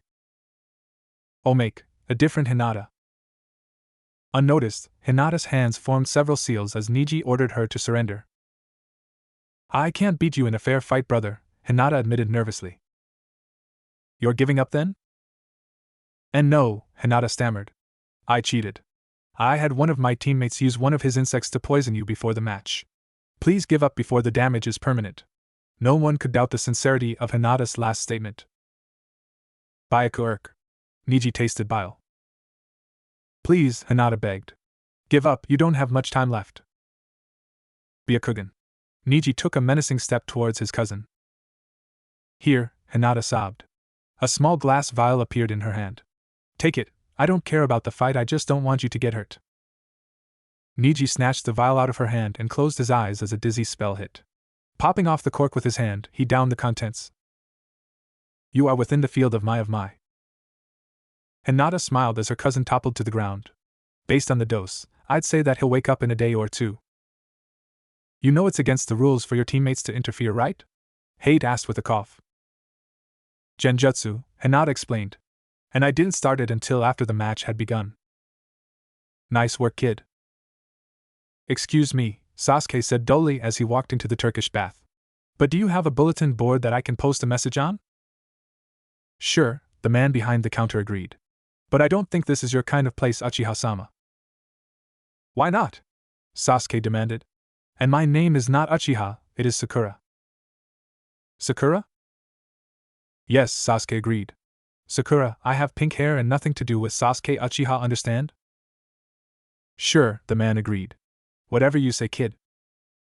Sasuke walked up to the bulletin board and posted a small message containing his description and a notation promising a good time in the Uchiha district, and another that assured the reader that it had nothing to do with Sasuke Uchiha at all. With a smile of anticipation, Sasuke walked out of the bath and into an alley. Naruto giggled as he dropped the henge. This was gonna be fun. He was more than a bit disappointed to find out that his little stunt hadn't resulted in the dramatic confrontation that he had hoped for. In fact, as far as he could tell, no one had even answered the fake ad. Sighing at another missed opportunity to send a bit of pay back in the direction of his teammate, Naruto forgot about his little stunt until he heard the rumors that he'd accidentally spawned. I should have known, Ino sighed in disappointment. No boy is that pretty. Called that one, Kiba said with a satisfied grin. Akameru? Arf. Kakashi's youthful student has finally discovered the springtime of his youth, Guy declared loudly. Though not in a manner that I would choose. Not that there's anything wrong with that, Lee added quickly. Of course not, Guy agreed. They can't be true, Sakura sobbed. They just can't be. Maybe I could get him to agree to an open relationship. He must be after Naruto, Hinata said fearfully. No one can resist Naruto. Hinata. Why yes, sensei? Hinata asked timidly. Hinata, about your match. What is it, sensei? If you win, the Genjutsu mistress licked her lips. I'll set you up on a date with Naruto. Really? The shy girl asked hopefully. Really, and if you beat Neji badly enough, I'll set you up on more than one. Her nervousness melted and Hinata was ready, nay eager to begin her match. No one paid much attention to the start of the match. Neji gave a speech about fate, and Hinata seemed to be lost in a daydream that involved a lot of blushing and giggling. People began taking notice when the shy little Hyuga dodged her cousin's strikes, responded with several of her own, and threw him to the ground. What's my name? Hinata screamed at the badly beaten Neji. What? I said. Hinata punched the boy in the back of the head. Say my name, bitch. Hinata, Neji sobbed. It's Hinata. The whole crowd watched speechless as Hinata had thoroughly owned her cousin Neji with the use of several completely unknown techniques like bitch slap no jutsu and the nutcracker suite. The only voice that could be heard cheering for her was Naruto, who had shown a surprising appreciation for a violent Hinata, as he loved to see the underdog win, and Neji was asking for a beatdown in his opinion anyway. Across the stadium, Hanabi glared at the Uzumaki. What was so special about him that captured her older sister's attention? Byakugan Hanabi began to drool. His chakra was like some sort of visual chocolate. So soothing and rich, she shivered as she contemplated spending hour upon hour just letting his presence wash over. No way was she going to let her sister hog all that to herself. After all, Nanny had always said that good sisters shared everything, and after watching Hinata insert a kunai into a place that caused every man in the audience to cringe, well, Hanabi was rethinking the whole antagonism thing. It hadn't been at all difficult for the young girl to convince her father to set up another match with her older sister, not after seeing what had happened to Neji. But Hanabi did have to admit, if only to herself, that she was having second thoughts as the match was about to begin. For Naruto, the young girl thought to herself, so we can be together.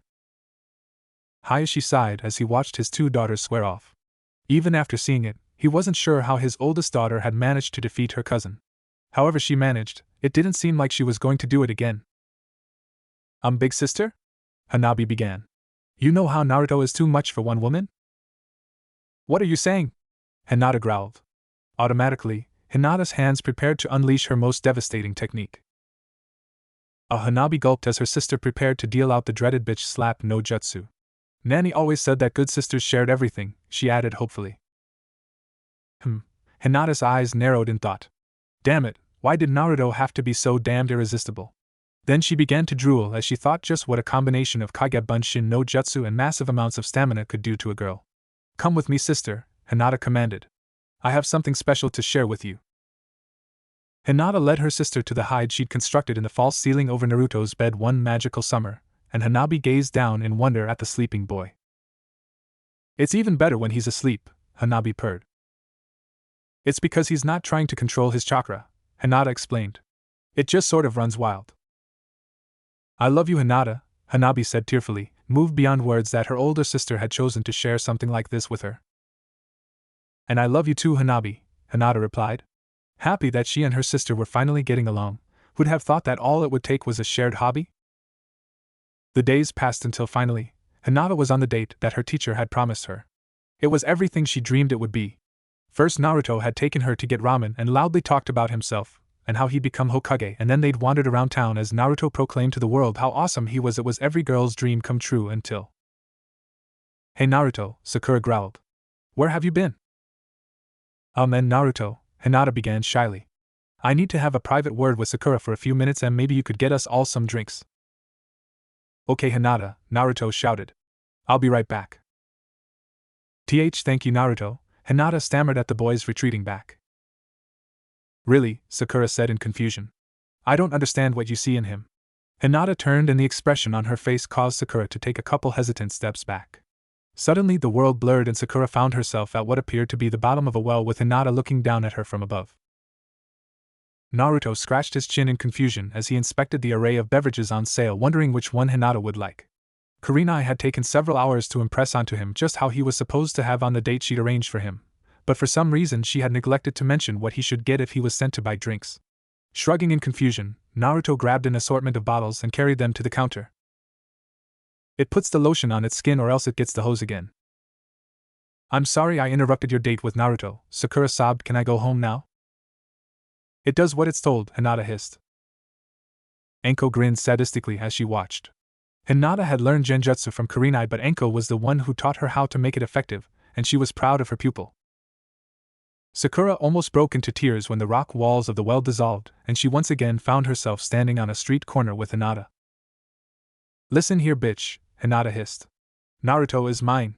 You try to take him from me, I take your life from you, understand? Why, yes, Sakura managed to squeak. Good, she purred. There you guys are, Naruto called out. I've been looking all over for you too. Sorry Naruto, Hinata said with a blush. We were just having a little girl talk. I didn't know what you like so I got one of everything, Naruto said as he proudly displayed his purchases. Do you want some, Sakura? Sakura said she had to be somewhere else right now, Hinata said timidly. Right? Yes, Sakura agreed quickly. I'll talk to you later, Naruto, she screamed over her shoulder as she ran off with all the speed her legs could muster. I wonder what that was all about, Naruto asked himself with a frown of confusion. Oh well. What's Naruto look like? The squeaky voice caused Kakashi to spin around. Why? Does Naruto look like a bitch? Hanabi demanded. Kakashi looked down at the little Hyuga in confusion. Do you think Naruto is a bitch? No, Kakashi replied, still a bit mystified by the fact that a little girl had managed to sneak into his apartment. Then why you trying to fuck him like a bitch? Hanabi growled. Huh. Here's how I see things, Hanabi continued. You're gonna dump that Uchiha bastard to teach my Naruto how to win this exam, got it? Why don't you ouch, damn it? Kakashi rubbed his shin where the little girl had kicked him. Stop that, ouch ouch. I can do this all day, Hanabi growled in a cute voice that completely ruined the effect. Kakashi sighed, there was no way he could win this. If he used his superior skills to subdue the child, then he'd be seen as an evil bastard. If he lost, well, that was just as bad. Maybe he should take that month-long training trip out of town after all. Hi Hinata, Naruto shouted as he ran up to her. Are you ready for our date? Why yes Naruto, Hinata agreed. You're looking very handsome today. Naruto basked in the attention Hinata was paying to him. She was so different from his longtime crush, she didn't hit him, and since she had talked to Sakura, Sakura didn't hit him anymore either. Though he did wonder why his long-term crush kept mumbling something about lotion and the importance of doing what she was told, Naruto set his curiosity aside in favor of more important things. Finally, the third part of the exam started, and everyone leaned forward in anticipation as the fight between the last loyal Uchiha and the Desert Typhoon, as the bookmakers had labeled them. They waited and waited and waited until... God damn it, Naruto thought to himself. Where is that bastard? He listened in disgust as they debated what to do. Any other nin would have been disqualified by now, but no, not Konoha's golden boy. Kage Bunshin no Jutsu, he whispered under his breath.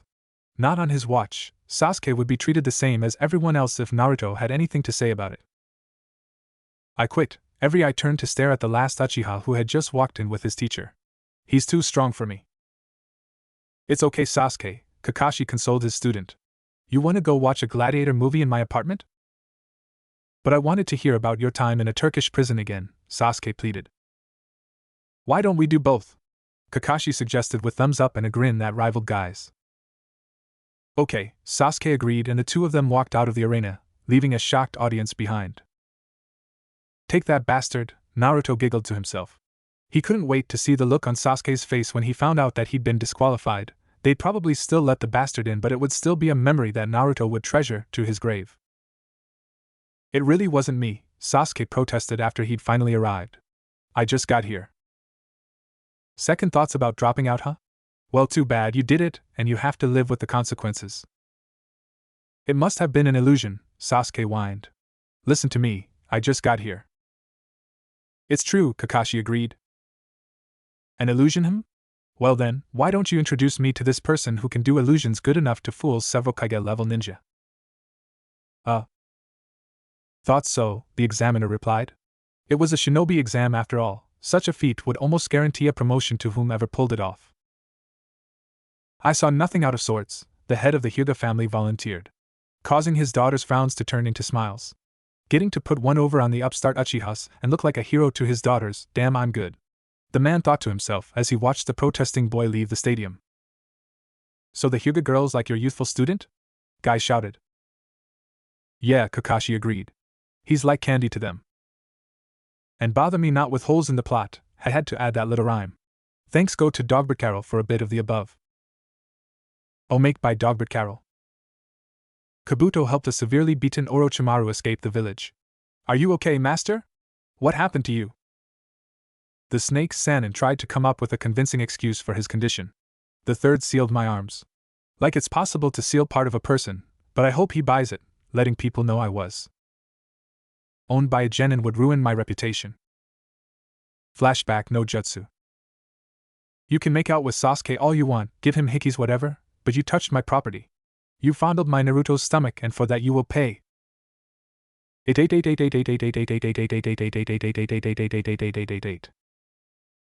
Orochimaru shivered. He wasn't planning on approaching the Kyuubi child ever again, lest he do something else that could be misinterpreted by that she-demon. My make that goes with the above. Kakashi limped out of the hospital holding a rubber donut in his hands. On the plus side, the medics had said that with a bit of surgery and some healing jutsus that there'd be a good chance that he could someday enjoy a normal bowel movement. Mourning the loss of his beloved book, Kakashi resolved to apologize to his student and do his best to forget the incident where the demon girl had expressed the displeasure she felt about the events of the genin exam, specifically one taijutsu technique that he'd chosen to use. Omake for Warfuzake no Jutsu 02 by Dogbert Carroll. Itachi gave Sasuke an emotionless stare. You are foolish to think that you could face me with the meager training as you have acquired so far, little brother. Sasuke's grin carried more than a hint of insanity. Manjikyu! Itachi paused, surprised that his sibling had already reached the final level.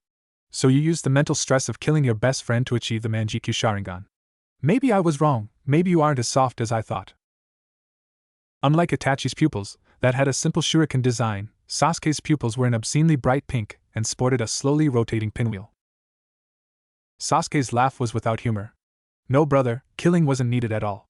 In fact, my best friend, Sasuke made little air quotes with his fingers. Still lives, unfortunately. He arranged for me to undergo something unspeakable repeatedly.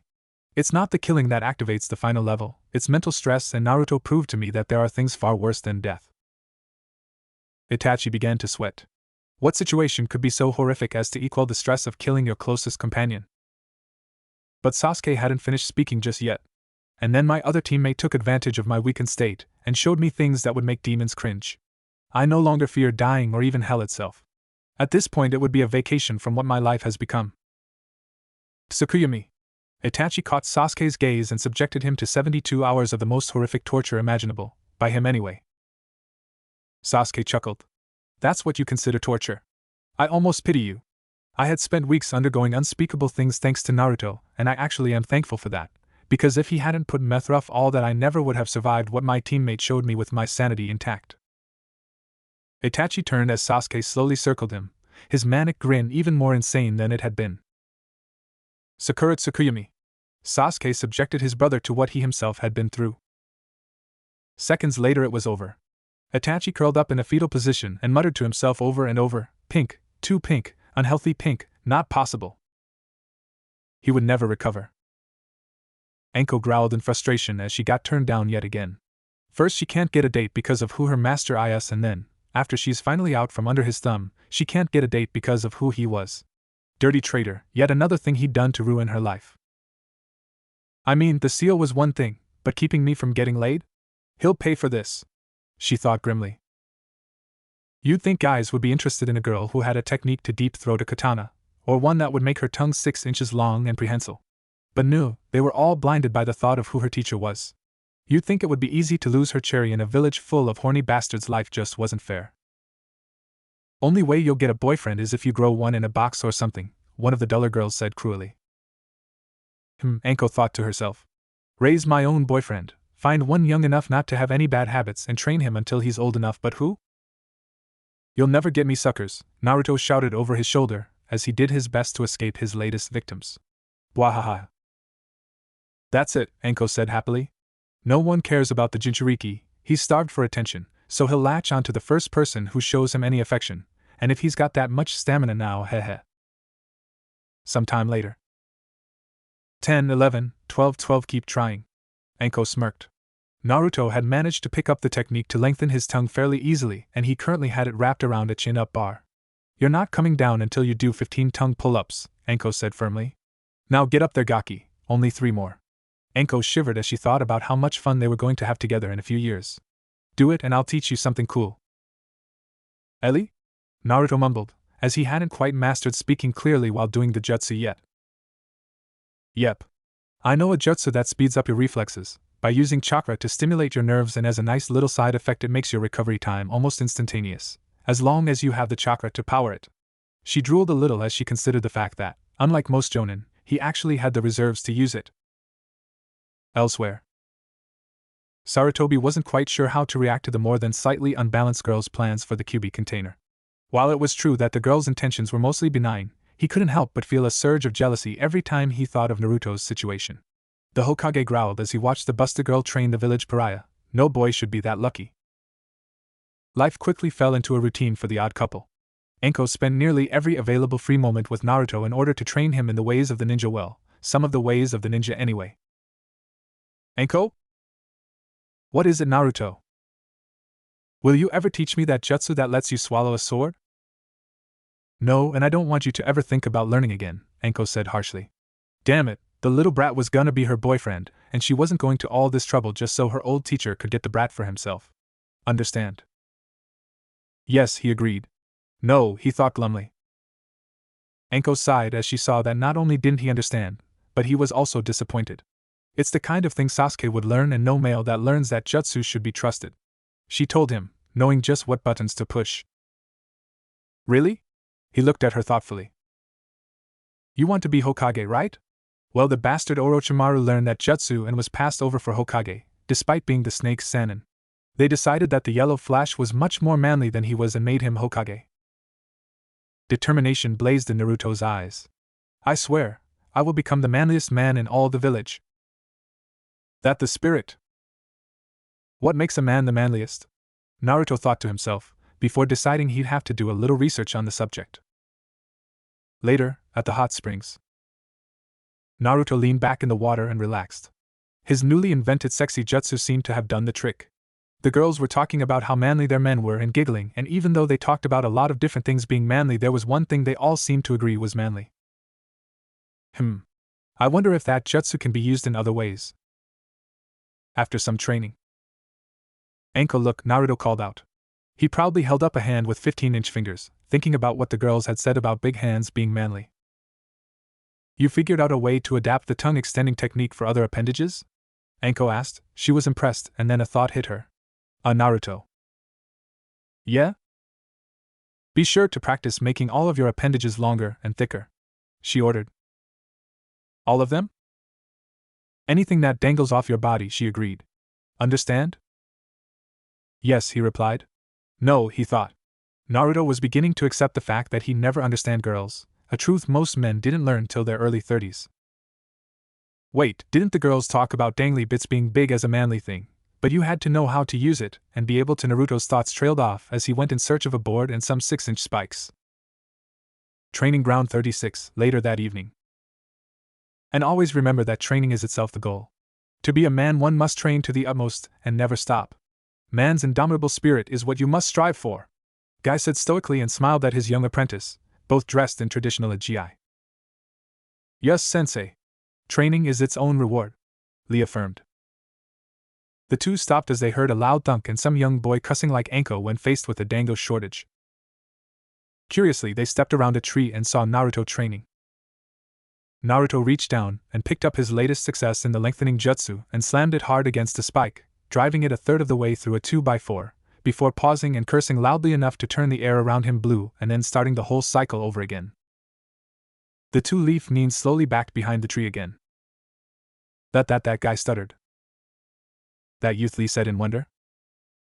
Yes, youth, Guy said firmly. The power of youth? Lee asked. Yes. The power of youth, Guy shouted. We have been lax in our training, I see that now. But no more. Come, my youthful apprentice, we must learn to blaze with the power of youth.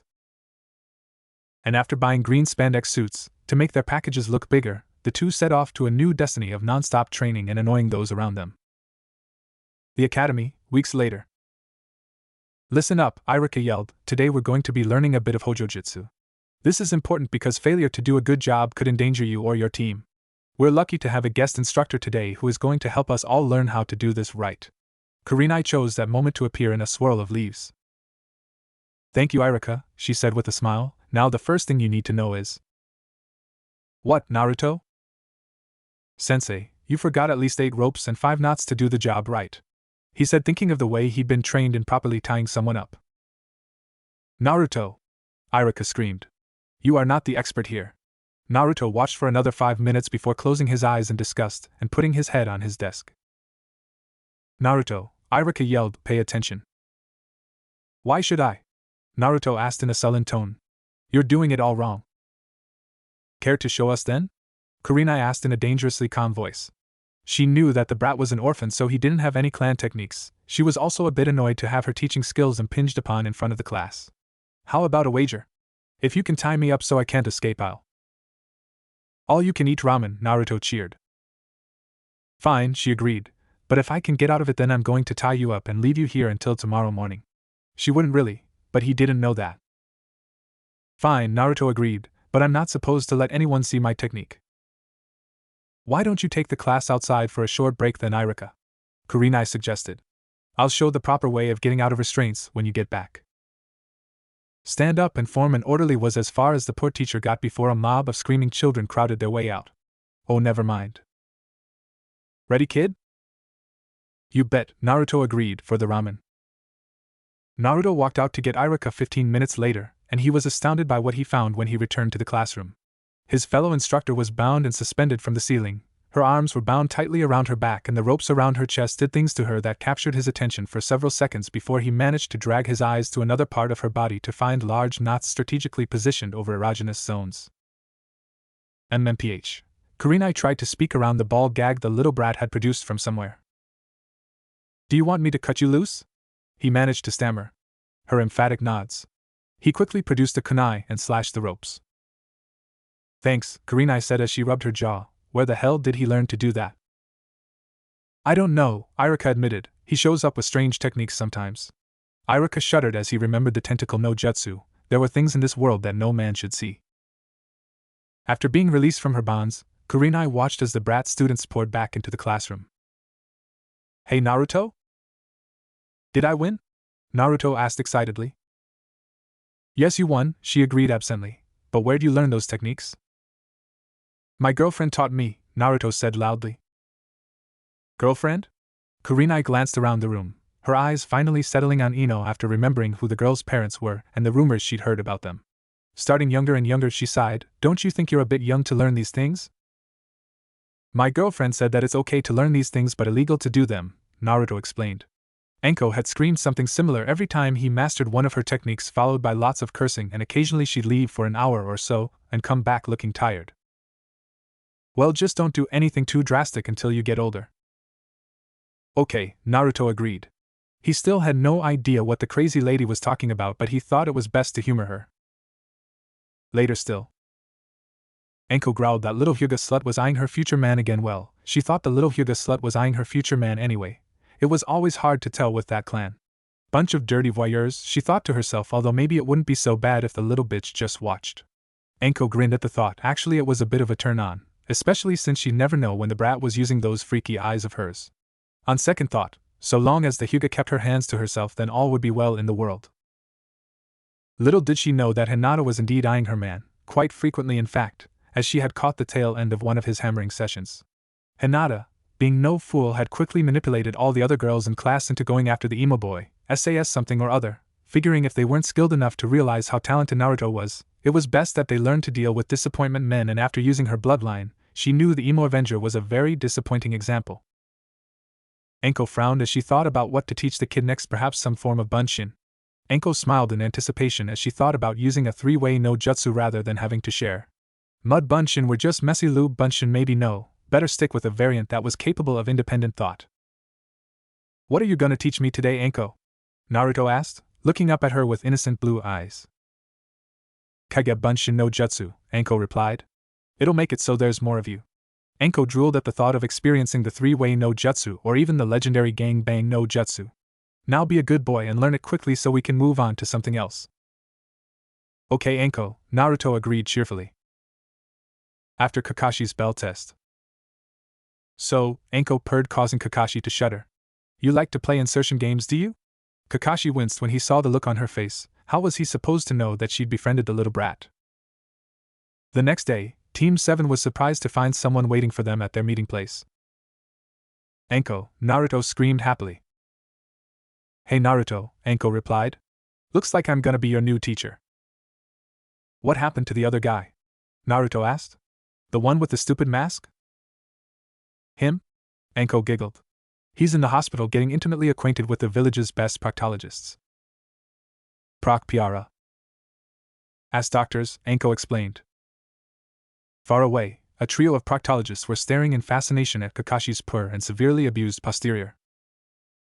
Do you know how she managed to get the pineapple up without breaking it? One finally asked. And twist on the whole, Naruto gets a teacher plot. Enko finds him and teaches him all sorts of potentially perverted jutsu while waiting for him to grow up. Hojo jutsu is the art of tying people up, often, incorrectly, called shibari if you're using Japanese. You'll get much more interesting pictures if you Google shibari though, since the term has been adopted to mean the more perverted ways of tying up a person. Thanks go to Dogbert Carroll, who rewrote a lot of this, and Alan P. for a couple parts, and the idea to give Naruto a whole new reason to work on rope tying skills. Just a few omake gimp. Enko growled at the ramen girl as she flirted with Naruto. How dare that bit? On the other hand, what bondage dungeon was complete without a gimp? Enko giggled happily as she skipped merrily towards the Hokage's tower. Incidentally, this uncharacteristic display convinced 3 of Orochimaru's agents that they'd been made and that their master's former student was imagining all the horrible things she'd be permitted to inflict on them after they'd been taken into custody. One took pills, another cut his wrists, and the third elected to hang herself. Konoha had just scored a major counterintelligence triumph, and they never know it. Hey old man, Enko called out as she strolled into the Hokage's office. I want to hire a genin team for AD-ranked construction mission. What's the mission? The Hokage asked. You need a new fence or something? Nah, I need them to construct a bondage dungeon under my tea room. A what? Bondage dungeon, Enko said cheerfully. Isn't it great? I got the plans from Ibiki in exchange for, well, on second thought. You don't even want to know what that guy's into. Enko considered herself a fairly open-minded girl, more and more so as the years passed without any action, but there were some things that even she found off-putting. In his office at the heart of the torture and interrogation section, Ibiki carefully arranged his new tea set around the table, being sure to put a cup and saucer in front of each of his stuffed animals and another in front of a very freaked-out missing Nin. "How do you take your tea?" he asked in his cutest voice. "Back with Anko and the Hokage." "I suppose I could take that mission," Sarutobi agreed reluctantly. "And be sure there's enough room for several people," Anko continued, "and at least one live in Gimp." "I love it," I squealed, "but where are the others?" "Others?" Anko asked dumbly. "Every proper bondage dungeon has at least 3 Gimps," I lectured. "One on the wall hanging by their wrists naked, one tied to a rack, and at least one in Hojo jutsu on a wooden horse with nipple clamps and a bondage mask that holds her mouth open as her arms are held behind her back straight in arm binders." "Oh, I didn't know that," Anko admitted in shame. "Another Omake." "Omake jailbait." Anko watched in horror as her old teacher disrupted the Chunin exams. Due to a rather obscure village law, Chunin and Jonin were legally considered adults no matter what their actual age rather than the normal 16 for genin and civilians. And now her old teacher had disrupted the exam, ruining Naruto's chances for promotion and Anko's chances to finally get some. "Grow!" she screamed in rage as she ran towards her old teacher, killing everything that got in her way. By his actions, Orochimaru had prevented Anko from becoming a real woman, and she would make him beg for death. "What's wrong, sensei?" Orochimaru asked in a silky voice. He shuddered as a feeling of unspeakable dread rushed through his body. Seizing his chance, the Hokage did what all truly great fighters do when their opponent is distracted. "Woo-pa!" Sarutobi screamed as he put an end to his former student. Anko arrived just in time to see her former master fall. "He's dead," she said dully, "he's dead and now I don't have anyone to work out my frustrations on." Anko screamed. "You know what?" Sarutobi asked nervously. "I think Naruto's actions today prove that he has what it takes to be promoted to Chunin, so by order of the Hokage he's a Chunin, and thus a legal adult." "Really?" Anko asked with sparkling eyes. Mission to Wave. Excepting times of war, all genin had to suffer through a number of humiliating and dirty missions to sharpen their teamwork. The fact that it also got a number of dirty jobs done cheaply was something no one talked about. "Okay," Anko shouted, "mission time." "Alright," Naruto cheered, "what are we going to do?" "You are going to rub my shoulders while I supervise and they pump that septic tank." "Septic tank?" Sakura squeaked. "I talked the Hokage into triple pay since no one else wanted the job," Anko added proudly. "Now get to work. Come on, Naruto, we don't want to be upwind when they open that thing up." "Okay, Anko," Naruto agreed cheerfully, figuring out the hidden message Anko had given him. She hadn't. Concentrating, he carefully created noseless clones. Screwing up clone jutsu by the thousands had taught him almost as much as the Forbidden Scroll, to assist his teammates. She's a great sensei. I'm sure no one else has to figure out riddles to do their job. The students suffered through their first mission. "Hurry up, you brats," Anko yelled at her other 2 students. "Don't be afraid to get dirty." She moaned in contentment as Naruto found another knot in her back. She really had been working too hard lately. "Sooner you get done with this mission, the sooner we can go home and have dinner, and the sooner you 2 can wash all that muck off." Nodding in satisfaction at the slightly quickened pace, Anko closed her eyes and allowed Naruto's magic fingers to do their stuff. And it affected them in ways they couldn't dream. "I don't want any corn," Sakura said in disgust, pushing the plate away. "Why not?" her mother asked innocently. "Do you have any idea of what I've seen?" Sakura demanded. "Corn is all that was left." Clutching her mouth, the girl fled. The next day, they continued their training. "Sparring practice," Anko announced. "Naruto, you're with me." "Yes, Anko-sensei," Naruto agreed. "You 2 work on the basics," Anko said to her less important students. "Naruto, we're going to be working on our grappling." "Again?" "Practice makes perfect," she said eagerly, "and being flexible enough to twist yourself into a pretzel is fun too. Well, it allows more variety anyway." "Right," Naruto said. He'd long ago learned that it was better to agree than think too hard about anything that came out of Anko's mouth when it came to simple training exercises. To Sakura's disappointment and Sasuke's relief, Anko called it a day after only 4 hours of groping or sparring. "Meet me back here bright and early," Anko shouted over her shoulder as she walked into the sunset. Sasuke agreed, feeling a greater need for a shower than he ever had before and maybe some quality time huddled under his bed with his teddy bear, far away from anything pink. Sakura rushed home and dove into bed. If experience had shown her one thing, it was that her new instructor's view of early was completely opposite to those held by her former instructor, but copying Anko's grappling moves on Sasuke made it all worthwhile. Early the next morning, she reluctantly got out of bed and walked to the team meeting place and joined her other two teammates. "Got another mission for you brats," Anko announced herself. "You too, Naruto." "Yay," Naruto cheered. "What is it?" "Well, you remember your old teacher?" Anko asked. "The one with the stupid mask?" "Uh-huh." Naruto's face scrunched up as he attempted to remember the man's name. "Kenny?" "Close enough. We've been assigned to clean his apartment, while he's recovering from his sphincter reconstruction surgery. Once again." "You got another bonus?" Naruto asked eagerly. "You're the best, Anko." "You know it," Anko agreed. "They already sent 2 Genin teams in to take care of most of the mess, so it shouldn't be too difficult to take care of the rest." "What had left for us?" Sakura asked nervously. "Bathroom, fridge, and the dishes in the sink," Anko replied, "none of which had been cleaned for decades. Oh, and we have to empty the garbage can next to his bed, which was filled with slightly used wads of Kleenex. Easy money." "That doesn't sound so bad," Sakura said optimistically. "That's the spirit," Anko cheered. "Naruto, you're with me on this one," Anko said seriously. "We're going to nap under that tree while they take care of the unimportant parts of our mission."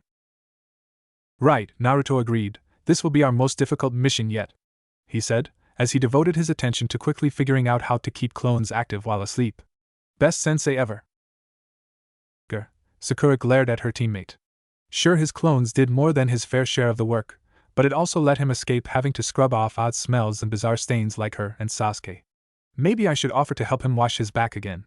I'm sure his attempt to kill me last time was just a nervous reflex. They completed their missions and met back early the next day for training and to get their next mission. "What's the mission today?" Naruto was bouncing when he asked. "Laundry," Anko said with a shrug, "and we're lucky to get that. Sorry kids, I tried to get something more exciting but..." "Don't feel bad," Naruto tried to console her, "we can't get bonus money every time." "Oh, we're getting a bonus," Anko assured her team, causing spikes of horror to shoot into the hearts of half her team. "Don't worry about that." "Whose laundry are we doing?" Sakura asked slowly, wondering if cleaning things with fire would be allowed, considering the things they'd found in Kakashi's laundry basket during the last mission. "One of my fellow instructors," Anko replied, "guy named Guy. Shouldn't be too difficult, all his outfits are identical. And soaked in sweat and possibly growing things on it." "Oh," Sakura said. Experience had shown her that the bonus missions were much more horrific than one might think at first. "Anko-sensei? What is it?" "Would it be possible to go with you to choose our mission tomorrow?" Sakura asked hopefully. Sasuke agreed. "If you want," Anko agreed, "but it'll be really boring." "I like boring," Sakura said quickly. After repressing the memories of her latest mission, Sakura went home and reset her alarm clock for the earlier meeting time. The next morning, she met her team and they went into the Hokage's office to select their mission. "Okay," the Hokage said cheerfully. "I've got a few D-rank missions you can select. There's garbage collection, sponge baths at the retirement home, babysitting, cleaning the bathroom at the porno hut." "I can't take it any longer," Sakura squealed. "Give us a C-rank mission. Give us a mission that gets us away from this village. Away from septic tanks, away from filthy apartments, and far away from spandex." She finished with a shudder. Sasuke agreed with a shudder of his own. The Hokage glanced at Anko, who was staring at Naruto with a glazed look in her eyes, announcing to all that her mind was on something else. "Ahem?" Anko tore her gaze away from her future boy toy long enough to nod at her boss. "Your mission," the Hokage said seriously, "should you choose to accept it, is to fight bandits?" Naruto guessed. "Collect dinosaur eggs? Deal with the bastard who made the Starship Troopers movie and threw out everything that made the book good? Please say it was that last one." "None of the above," the Hokage laughed, "and we already have several hunter nin dealing with that last mission. Rest assured that he'll soon learn how disappointed we were in that movie." "Bastard needs to pay," Naruto growled. "Yes, well, your mission is to escort some transit to Wave." "Where did a hobo get enough money to hire a mission?" Anko mused as she looked over their client. "Ah well." She turned to her team. Pack up and be at the west gate in an hour. On. What should we bring? Sakura asked. Whatever you want, Anko replied. I'd recommend some food, a blanket, and a couple changes of clothes. Oh, and rope, can't be without rope. Yes, Anko-sensei, Sakura agreed. Don't go overboard on outfits, Anko advised the retreating girl. You're being hired to guard the bum, not sleep with him. Anko smirked at the girl's horrified shudder. They met back up at the gate, and their trip to Wave was uneventful except for one small incident. Hey Naruto, Anko called out, wanna see something cool? You know it, Naruto agreed. Watch. She wadded up several explosive notes into a ball and tossed it into the mysterious puddle. The explosion knocked them all down, and Naruto watched in wonder as body parts fell from the sky. Do explosive notes and puddles always make it rain blood and body parts? Naruto asked. Only when there are ninja hiding in the puddle, Anko replied absently. Let's go. Things got exciting again after they crossed into Wave and were attacked by a missing nin with a giant sword. Sakura, Sasuke, Anko's voice was hard and serious. You two do your best to defeat the missing nin. Despite being an Uchiha, Sasuke's little-used sense of self-preservation and, unknown till now, attraction to men wielding really big swords came into play, as his ego actually deflated a bit and reality asserted itself briefly in his head. Can I take on this muscular missing nin? Of course I can, for I am an Avenger. The key word being briefly. But he's a high-level missing nin, Sakura protested. And we're just genin. Then aren't you lucky to have a chance to face a missing nin this early, Anko said cheerfully. I'll bet that none of your classmates have had a chance to fight any high-level missing nin. Now Naruto. Yes, Anko? Tell me again how much you like my eyes, she giggled. A sound that caused her other two students to shudder in horror. Shouldn't we help them? They'll be fine, Anko said dismissively. When I was their age I'd already killed hundreds of missing nin. Now about my eyes? The last part ended in a growl. Naruto shrugged. She was their sensei and she had a lot more experience with missing nin than he did. If she said they could handle him, then they could handle him. Plus, Anko-chan really did have nice eyes and he loved it when she smiled at him. No one in the village smiled at him the way she did. Zabuza approached the two genin carefully. She's sending in the brats? What's going on here? The fight between the three was a mockery of actual combat, with Zabuza fighting defensively as he tried to draw out whatever trap he was sure he was being led into, and Sasuke was mesmerized by the missing nin's bulging muscles and big sword, as he used all his skills to try and get Zabuza to break a sweat. Sakura simply stood there with a kunai in hand, letting out a panic squeal that made everyone feel like ice picks were being driven into their brain whenever either of the two got within 10 feet of her. By mutual consent, neither combatant got within 10 feet of her after the first couple of times. Anko's yell of "Will someone just slit her throat already?" confused Zabuza enough that he decided she was just another trap element, because there was no way someone that appeared that weak could actually be that weak. She had to have had special training, but he wasn't going to fall for it. Haku watched from hiding. Nothing made any sense. Was Zabuza under a genjutsu? Sneaking closer, she listened to the blonde-haired boy read poetry to the smiling jonin while they ignored the battle. That's so romantic. I wish I had someone to read poetry to me like that. Zabuza finally figured out the trap when he saw the dark-haired boy's eye turn red. Sasuke had finally managed to activate his Sharingan under the intense pressure of trying to commit every image of a sweaty Zabuza to memory. They were toying with him to steal his jutsu. A quick signal sent several times until Haku actually responded. She was sighing in the bushes and pretending Naruto was reading to her, and killed Zabuza, whereupon she escaped with the corpse for disposal. Set the scene with Sakura carrying a worn-out Sasuke, depleted of chakra using his newly awakened bloodline, and Naruto carrying Anko, melted from his poetry reading. And that's the situation, Sarutobi sighed. Even Naruto gets more tail than I do. I mean, that was the whole point of becoming the Hokage. What's the point of being the most powerful man in the village if you never get laid? On paper or plastic? The rattled checkout girl asked nervously. Sir. Paper, the Hokage said. You know, are you doing anything tonight? Washing my hair? She said hopefully. And tomorrow night? I have very dirty hair. Haku watched in fascination as the blonde completed his training routine. After he'd gone, she walked up to the fallen tree and did her best to pull one of the embedded spikes out. They're stuck in, she said in awe. He pounded them in with his Haku's eyes glazed and a stream of drool made its way down her chin. Then maybe I can finally get laid. Sure, she worshipped the ground her master walked on and woke up every day thanking the fates that he'd chosen to take her as his minion, but well, life as a missing nin made it a bit difficult to scratch certain itches. Not that Zabuza was any help in that regard, she thought to herself.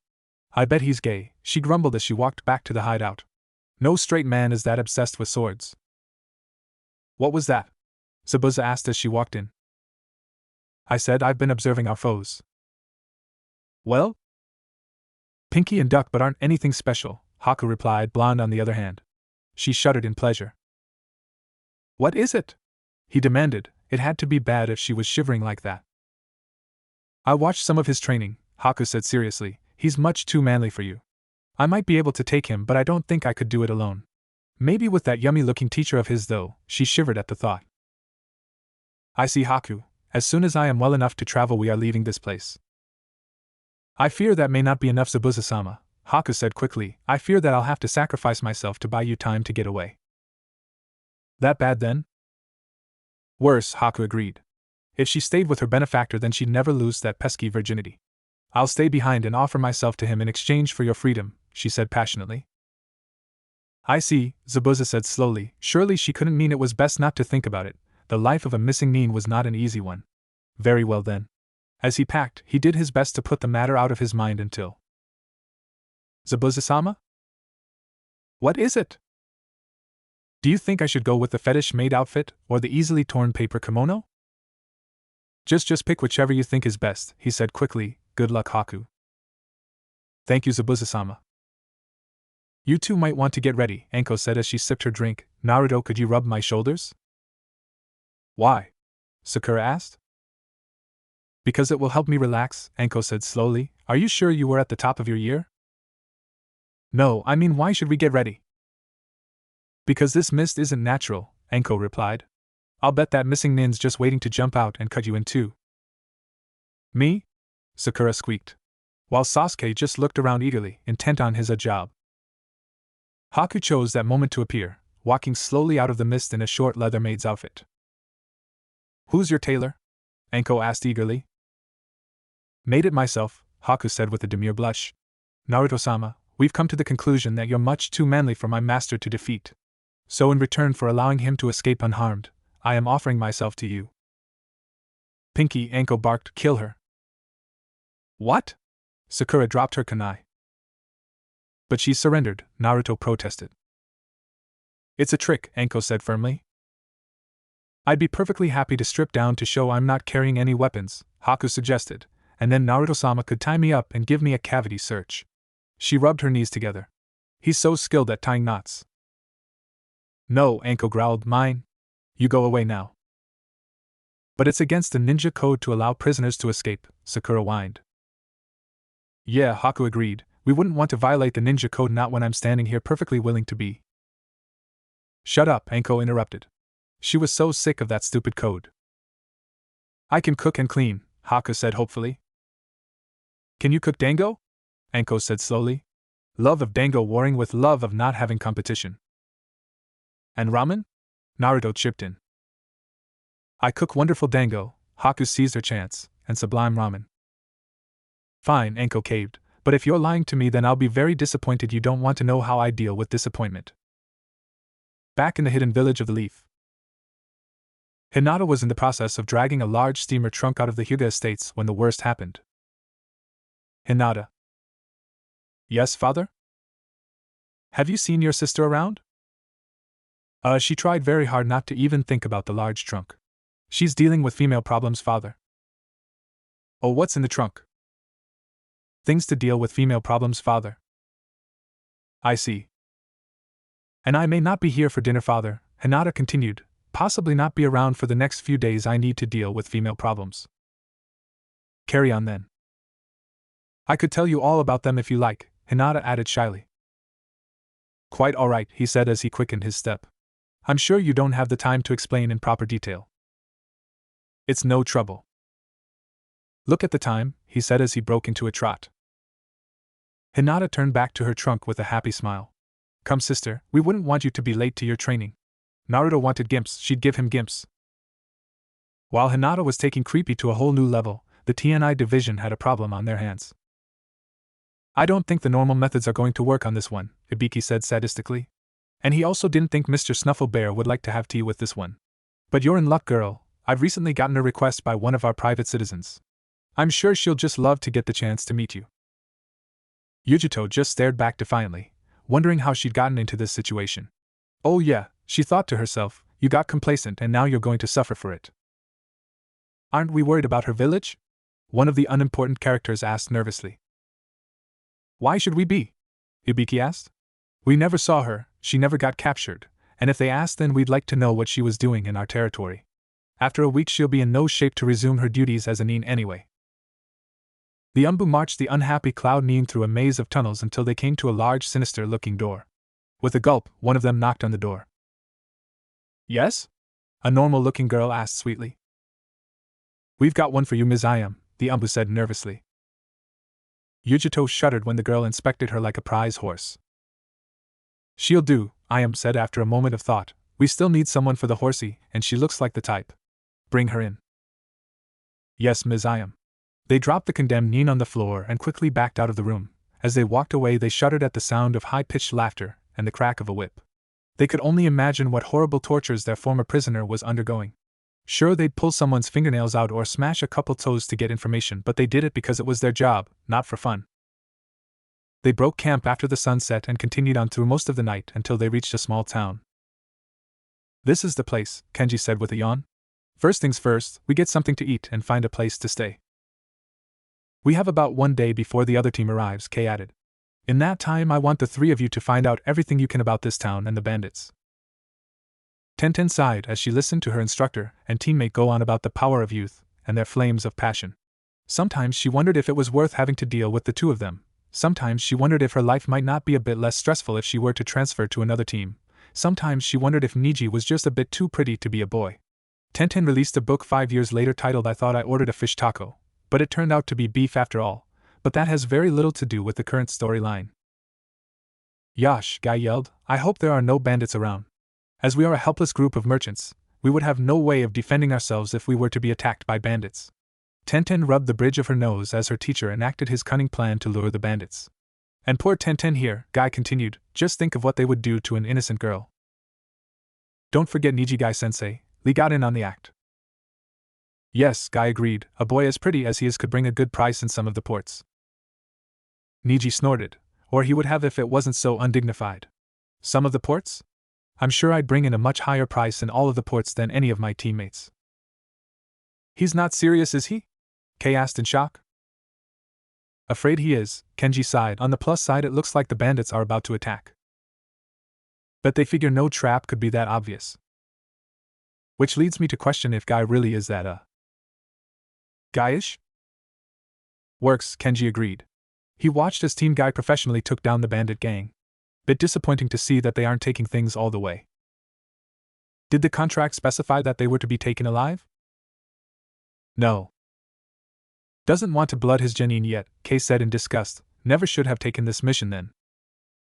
Nothing wrong with taking things slow, Kenji defended the other instructor. And as you can see, the bandits are no match for them, seems to have trained his students well. I guess that isn't going to happen with ours, but you have to admit it takes more skill to knock someone out than to kill them.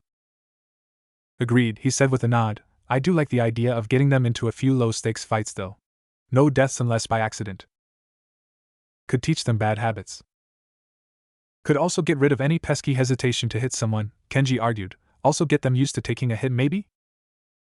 Maybe, she agreed, something to think on anyway. And it looks like they're winding things down here, Kenji said. Good job, Naruto, Kei said. We didn't think you'd be able to stay out of the fight? Kenji finished with a frown on his face when he saw Naruto being restrained by the 2 girls. We passed the test, didn't we, sensei? Harumi asked. I don't know, Kei said slowly. The 2 of you did, but I'm not sure about Naruto. You had to hold him down. And if he doesn't pass, you don't pass. We're not holding him down, Keiko said with a convincing smile. You're not? Of course not. Then what are you doing? Keiko looked at Harumi. Group hug, Harumi said firmly.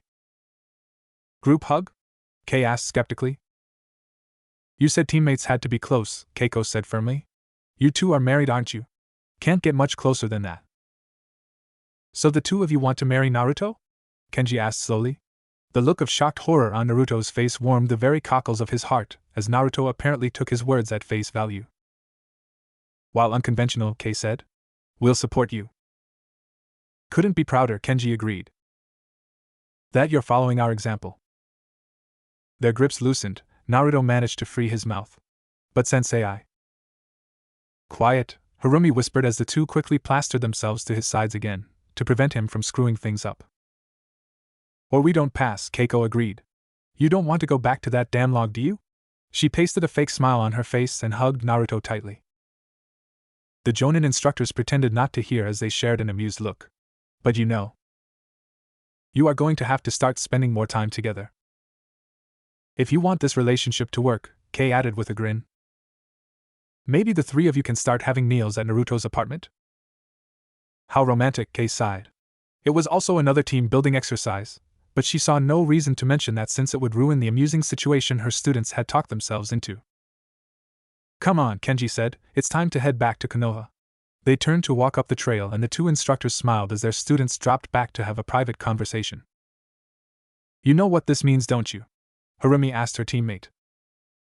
No boyfriend for either of us, Keiko sighed. Not while they think we're with Naruto. How soon do you think we have to keep this up? Until we're out from under their thumb, Harumi replied. Just to be safe. Don't I get a say in this? Naruto asked, feeling a bit used as he figured out what was going on. I'm not good enough for them, am I? I'll show them, I'll be the best damn boyfriend they ever had. No, Keiko said. Not even a little one, Harumi agreed. This sucks, Naruto whined. I wonder if the library has any books on how to be a kick-ass boyfriend. We're not happy about it either, Keiko agreed glumly. But it's that or the log, what do you want to do? Fine, Naruto agreed with an unhappy frown. But I'm not kissing either of you. I think that's something we can all agree on, Harumi said firmly. Right. Right, Keiko said with a nod. Naruto relaxed a little. Dodged the kunai on that one. I've never kissed anyone before and I ain't going to go around kissing anyone till I'm the best at it. Frowns appeared on their instructors' faces as they listened in. This wouldn't do at all. The entertainment value would drop by an order of magnitude if they allowed their students' fake relationship to go on that way. They were going to make their students work for it. Why were you trying to jump in anyway? They had things under control the whole time. Keiko whispered. That black-haired girl was in trouble. 2 bandits got in behind her and none of her teammates even warned her. Naruto whispered back harshly, pissed at the way the girl's teammates had just left her alone in the middle of things and wondering how she'd managed to handle things with no warning. That wasn't a girl. That was Niji Hyuga and his bloodline lets him see all around him. He knew where they were at all times. Harumi groaned. What? That was a guy. Are you sure? Yes, that was a guy and yes, we are sure. Really? Yes, really. No mistake then? No mistake, Naruto, she screamed, it really was a boy. Naruto agreed skeptically. They returned to the village and gave the gleeful genin their first pay. Don't spend it all in one place, Kenji advised. Better yet, Kei said, don't spend any of it. Why not? Keiko demanded, sighing as the thoughts of a new dress escaped from her grasp. We're going to need it for the rent on our new place, Kei explained. Budgeting is another thing you'll need to learn to be an effective ninja, Kenji said with a mournful look on his face, unless you can get your wife to do it for you. And since none of you have that luxury at the moment, Kei said evilly, you all get to learn it. You should be able to keep most of your pay, Kenji took pity on his students. The rent in the industrial section of town is usually pretty cheap. Industrial section? Naruto asked dumbly. Pretty much where you live now, Kei mused. Only a few blocks away, Kenji agreed. Oh. Why there, sensei? Harumi asked. You try putting a blacksmith in a residential section, Kenji snorted. And see how happy your neighbors are. Unless of course you're suggesting that we have your teammate live somewhere else, Kei asked with a frown. No, Harumi said quickly, it's just that it's so far away from everything. Walking is good for you, Kenji said, ending the conversation. Not that they'd get to do that very often, why let them walk when they could be running? Go home, Kei ordered, take clean up and say hi to your families. And meet at Naruto's apartment for breakfast tomorrow, Kenji added. We'll go house hunting after that. Actually, he already knew exactly where they'd be going as he'd spoken to a few friends before going out on the mission, but he saw no reason to waste a day of walking around the district of strange smells. Dismissed, Kei said. With that, the two instructors disappeared in a swirl of leaves. Dinner at your house, Naruto? Harumi asked hopefully. Sure, Naruto agreed, but don't you want to spend time with your family? A little sure, the girl agreed, but they're a bit smothering? Keiko suggested. Exactly. Oh, must be nice, Naruto said glumly. It can be, Keiko agreed, not without sympathy. Sometimes anyway. Yeah, Harumi agreed. The two girls shared a look of confusion as they tried to think of a way to cheer up their teammate. Well, we'll see you in a couple hours then. Like our teacher said, this team is like a family. Keiko said, okay, Naruto? Yeah, Naruto agreed brightly, but we'll need to pick up a few things if you want something that isn't ramen. Unseen, their two instructors observed them with pleased smiles on their faces. They were good kids and they had the potential to be good ninja in the future. Come on, Kenji said after their students had walked out of sight, we need to report to the Hokage. Yeah, Kei agreed. The two Jonin ghosted across the rooftops and swung into the Hokage's office through one of the windows. How'd the mission go then? Sarutobi asked blandly. Guy may have hidden depths, Kei mused. But he didn't want to blood his students, Kenji said. Killed two bandits, but only when the children were out of sight. And he's picked up a mini-me somewhere, Kei said with a shudder of disgust, creepy as hell. How'd your students do? Naruto needs a crash course on bloodlines, Kenji said. I'm thinking of having his teammates drill him on the ones in the village before branching out to foreign and extinct bloodlines. Speaking of the girls, Kei said with a wicked grin, they've somehow talked themselves into having to pretend to be Naruto's girlfriends. Much potential for wacky hijinks, Kenji agreed. Did you just say wacky? Kei demanded. Yep, he said, and hijinks. Not something you hear every day, she mused. That's why I used it, he explained. I'm trying to improve my vocabulary. Oh, nicely done. Back to the students, the Hokage said firmly. How are they doing aside from the wacky hijinks? Might be ready for the mission to Cloud, Kenji said reluctantly, maybe. So I should accept the invitation? We can always stage an accident to keep them out of it if they're not ready, Kei pointed out. Yeah, Kenji agreed. Accept the invitation, Kei said firmly, we'll make them ready. No matter what it takes. And thanks go to Dogbert Carol for a bit of much-needed polish. Yes, wives traditionally handle the money in Japan. Oh, make by Dogbert Carol. And he's picked up a mini-me somewhere, Kei said with a shudder of disgust, creepy as hell.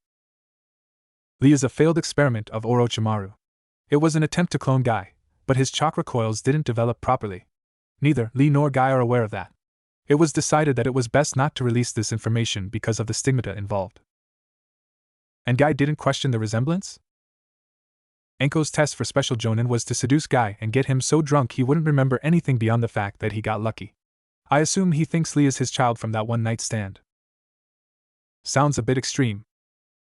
It was necessary at the time to conceal his origins. Why are you revealing it now? Because we just found a tank containing 23 other Lees and they seem to be experiencing his life through some sort of chakra link. We need options for when they finally awaken.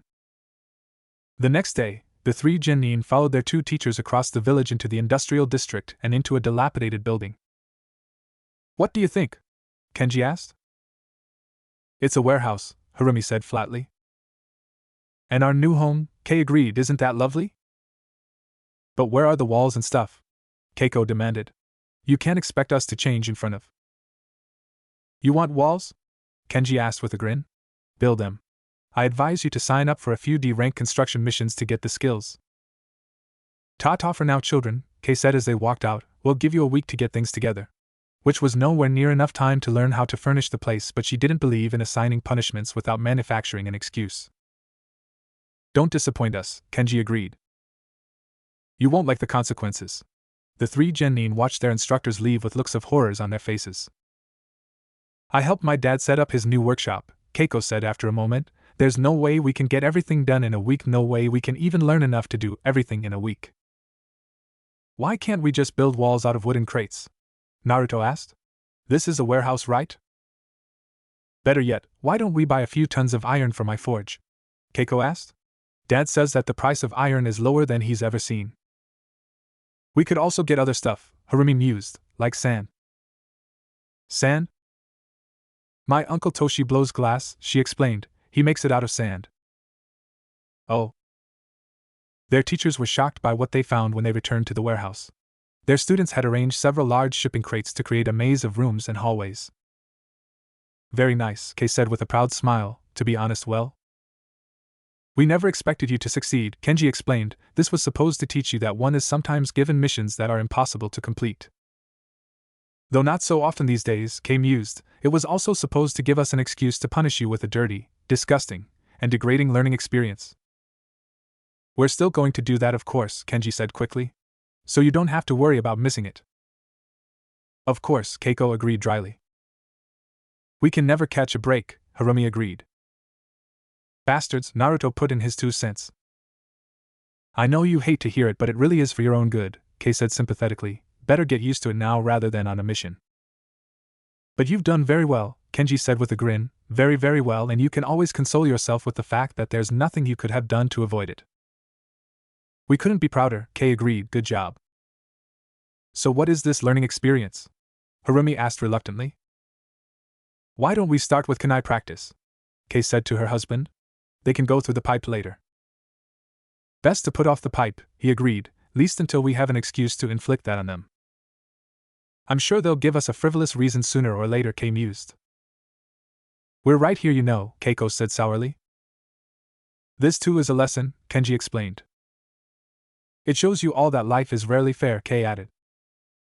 Be sure that any cutting instruments you care to use are nice and sharp for tomorrow, Kenji said as he turned to leave. We'll continue this conversation later. And do try to get a good night's sleep, Kei said. She paused in the door before leaving the students alone. We have an important mission to prepare for, so playtime is over. If you wish to quit, then now is the time to do it. With one last look at her students, she left for the night. What do you think she meant? Keiko asked. I think she meant that we should get a good night's sleep, Harumi said. I know I'm not gonna quit. Me neither, Keiko agreed. Naruto? Quitting is for other people, Naruto said stubbornly, just like rules. It's us against them, and we're gonna win. Yeah, Harumi agreed. We're a team, Keiko said. They haven't got a chance against us. The 3 genin spent a rather unpleasant few hours speculating what training awaited them on the next day before turning in to go to sleep. They awoke the next morning to the smell of breakfast and the sound of 2 metallic objects being slammed together. Rise and shine, children, Kei called out. It's time to get up. It's still dark, Naruto protested. You aren't supposed to get up till the big ball of fire is halfway up the sky. Yeah, Keiko agreed. Everyone knows that. We have a big day ahead of us, Kei said. She ignored her students' looks of disgust as she waved them towards the table. Be sure to fill up, we're going to be doing a lot of exercise. And it'll be a while before we get a chance to eat lunch, Kenji added. If you're hungry, that is, Keiko mused. True. Should we be eating if we're going to exercise? Harumi asked. We aren't going to exercise until after you've had a chance to digest. Kenji waved off her concerns. But good thinking. It's time for classwork before that, Kei said upon seeing their confused looks. You'd be amazed to learn the kinds of things a good ninja needs to know. Like what? Naruto asked. How to read a map for one, Kenji replied. And how to make one for another, Keiko agreed. Information is life in our line of work. It is our job to give you the tools to become successful shinobi, Kenji said calmly. It isn't glamorous, but the ability to draft accurate maps and blueprints is something that will serve you well. Especially since most of your future colleagues, the supposed best ninja in the village, will have no idea of how to do anything more complicated than bashing skulls together. Not that we won't teach you how to do that too. But it's good to have more cerebral skills. Means you'll have no shortage of jobs anyway. And as you know, Kenji began with a grin.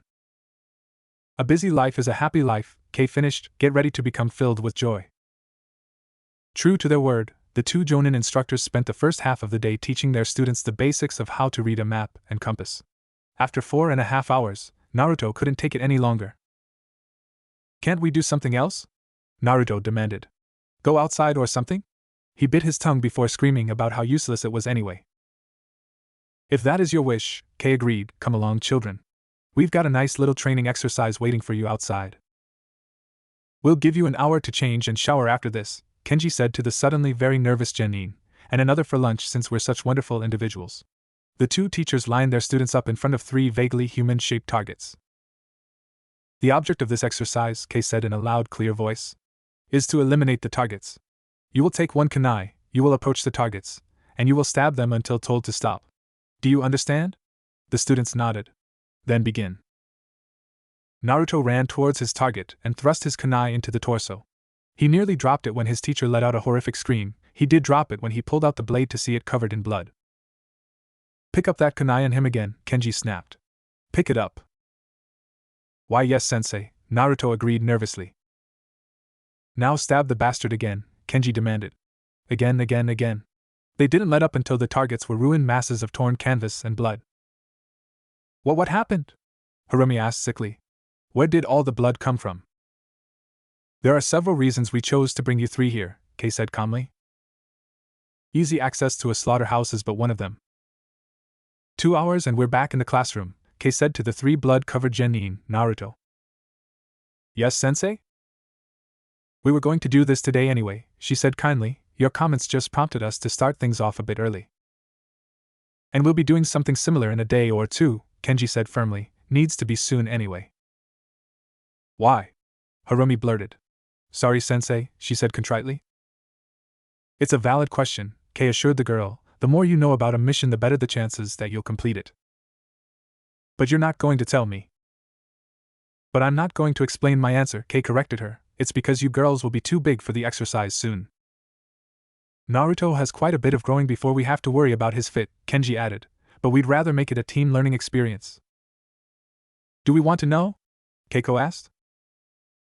I would assume that you do, Kei agreed. Or else you would have not have asked the question, Kenji added. The real question is if we will tell you. And the answer is no. This too is training. What kind of training could that be? Naruto demanded hotly. That information will often be held back, Kei replied. You must learn how to endure it. Or better yet, Kenji said with a smile, how to ferret it out. We've given you a couple clues and we will sprinkle a few more around our living area. If you are able to figure out what we have planned, then we will be ecstatic, Kei said. And if we catch you going through our things, then we will be more than justified when we punish you with the exercise we were going to make you undergo anyway. Let me guess, Naruto said dryly. This too is a lesson, Keiko huffed. They grow up so fast, Kei murmured to her husband. They spent the rest of that day and all of the next learning and relearning. Naruto has a doodle in the corner of an insect, says that it was just sitting there. It's fairly detailed. Kei explains the concept of hiding a map inside a drawing. Naruto gets extra art lessons. There is no useless skill when you are a shinobi, Kei said to the doubtful boy. The ability to draw is a very good thing for a shinobi to possess. Really? Harumi asked doubtfully. How? For starters. Kenji pulled a small book out of his pocket and handed it to her. Look on page 41. Name unknown, she read. Description: brown hair, brown eyes, crescent-shaped scar on right hand. Be a bit more helpful if they had a sketch, wouldn't it? Kenji asked dryly. Or a dozen? Being able to draw also applies to the lessons that we've been giving you today, Kei said. Watch. She drew a quick diagram of the warehouse. Something that could get us into trouble if they found it on us transforms into. She made another quick drawing, this time of a butterfly. Something harmless. I don't get it, Naruto said in frustration. How could that butterfly help us? Simple, Kei said with an indulgent smile. She again picked up the pencil and made lines connecting several of the markings on the wings. All we have to do is connect the dots. Days turned into weeks and the three genin became quite adept at several skills including navigation, cartography, drafting, and surveying. Arg, Naruto screamed, I can't sit still any longer. Can't we go outside or something? The boy froze with a look of horror on his face as the two Jonin instructors turned around with twin looks of joy on their faces. Since you asked, Kei began. So shall you receive, Kenji finished. Can't we sit this one out? Keiko asked hopefully. Yeah, Harumi agreed, we're perfectly happy sitting in here all day. What they said, Naruto said glumly, I'm the one that wanted to go out so they shouldn't have to come with me. We wouldn't dream of breaking up the team, Kei said with a smile. Would we, darling? No, in a million years, Kenji agreed. Come along, children. We've been saving this lesson for quite a while. Sorry guys, Naruto whispered to the two girls as they followed their teachers out of the warehouse. It's alright, Naruto, Harumi whispered back. Yeah, Keiko said, you heard them. They'd been waiting for an excuse to do this to us anyway. It was always gonna happen, Kei agreed, showing that she'd been listening in on their conversation. We just weren't sure when. The two instructors took their students into the slaughterhouse and to one of the large drains that dotted the floor of the large structure. This, Kei said as she lifted up a small grate, is a drain. It goes into a pipe that should be just large enough for each of you to squeeze into, and it drains out into a river in 30 meters. It's filled with some of the foulest things you can imagine, Kenji added. Blood and fecal matter are two of the main ingredients. You three are going to crawl through it, Kei said firmly. You are going to do it again and again until it no longer bothers you. The only thing I want to hear is who wants to go first, Kenji said. I'll do it, Naruto volunteered after a glance at his two teammates. Very good, Naruto, Kei said with a smile. Who's next? In rapid succession, the other two genin entered the pipe and began the unpleasant training exercise. The two instructors were more than a bit surprised when Naruto rushed back into the room a few minutes after he'd entered the pipe and made a beeline towards the drain. What are you doing, Naruto? Kei asked sweetly. Didn't get enough the first time? Harumi stuck, Naruto said as he crawled into the hole. She's too large? No, Naruto said quickly, she just can't keep going. Keiko is trying to pull her out, and I'm going to push. You better hurry then, Kenji said. The thought of telling the boy that they'd lied about the size of the pipe and that either one of the jonin could have saved the girl at any time never crossed his mind. Wouldn't want her to stay in there too long, would we? No, sensei, Naruto agreed quickly. Such wonderful children we were blessed with, Kei sighed. I'd better go to the exit to help Keiko clean Harumi up. The jonin happily skipped out of the room and to the outlet to wait for her students. After a few minutes, Keiko appeared, followed shortly by Harumi and Naruto. Harumi was pale white and shaking in fear as the other three cleaned her up a bit. I'm sorry, she choked, I'm sorry. It's fine, Kei assured her friend. Yeah, Naruto agreed, and we won't have to do that again, so it's okay, right? I'm afraid that isn't strictly true, Kei said serenely. Naruto and Keiko do not have to do it again. But I'm afraid that Harumi has to since she froze in the middle. Unless, of course, you three would rather do something else? That's not fair, Naruto shouted. Neither is life, Kei said with a shrug. Well? Can we go with her? Keiko asked in a low voice. I don't see why not, Kei agreed. Well, what do you want to do, Harumi? Keiko asked. Can you do it again? I think so, Harumi said in a shaky voice. Then let's go. Better get over your fear now than on a mission, right? Right, she agreed. Alright then, Naruto shouted, let's go. They walked back to the slaughterhouse and to the drain pipe. Are you sure you can do this? Keiko asked.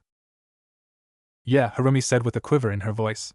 Like you said, better to get over this fear here than on a mission. And I'll be right behind you, Naruto said loudly, to give you another push if you need it. And I'll be in front of you, Keiko added, we are a team after all. And teams do things together, Naruto finished. Their two instructors were waiting for them when they tumbled out of the pipe with twin looks of pride on their faces. How'd it go? Kei asked. Did any of you freeze up? No, sensei, Harumi said. I don't like it, but I did it. Excellent, Kenji said cheerfully, and we have good news for the three of you. What kind of good news? Harumi asked suspiciously. We only have one task to do today, Kei said with a smile, and you get the rest of the day off. For certain given values of day off, Kenji interjected. Which means that you get to clean and repair your equipment, Kei explained, before you do anything else. What are we going to do? Naruto demanded. Afraid we're going to crawl through the pipe again, Kei said sympathetically. Sorry, Harumi. I'll be alright this time, the girl said quickly. And we'll be with you this time, Kei said, Kenji on point and I'll take the rear. Can you even fit in the pipe? Keiko asked. You said we had to do it before we got too big. We say a lot of things, Kenji said with a grin. Not all of them true, Kei agreed. In this particular case it was so you'd underestimate the size of the pipe. And now you know how inaccurate information can play tricks on your mind, Kenji said.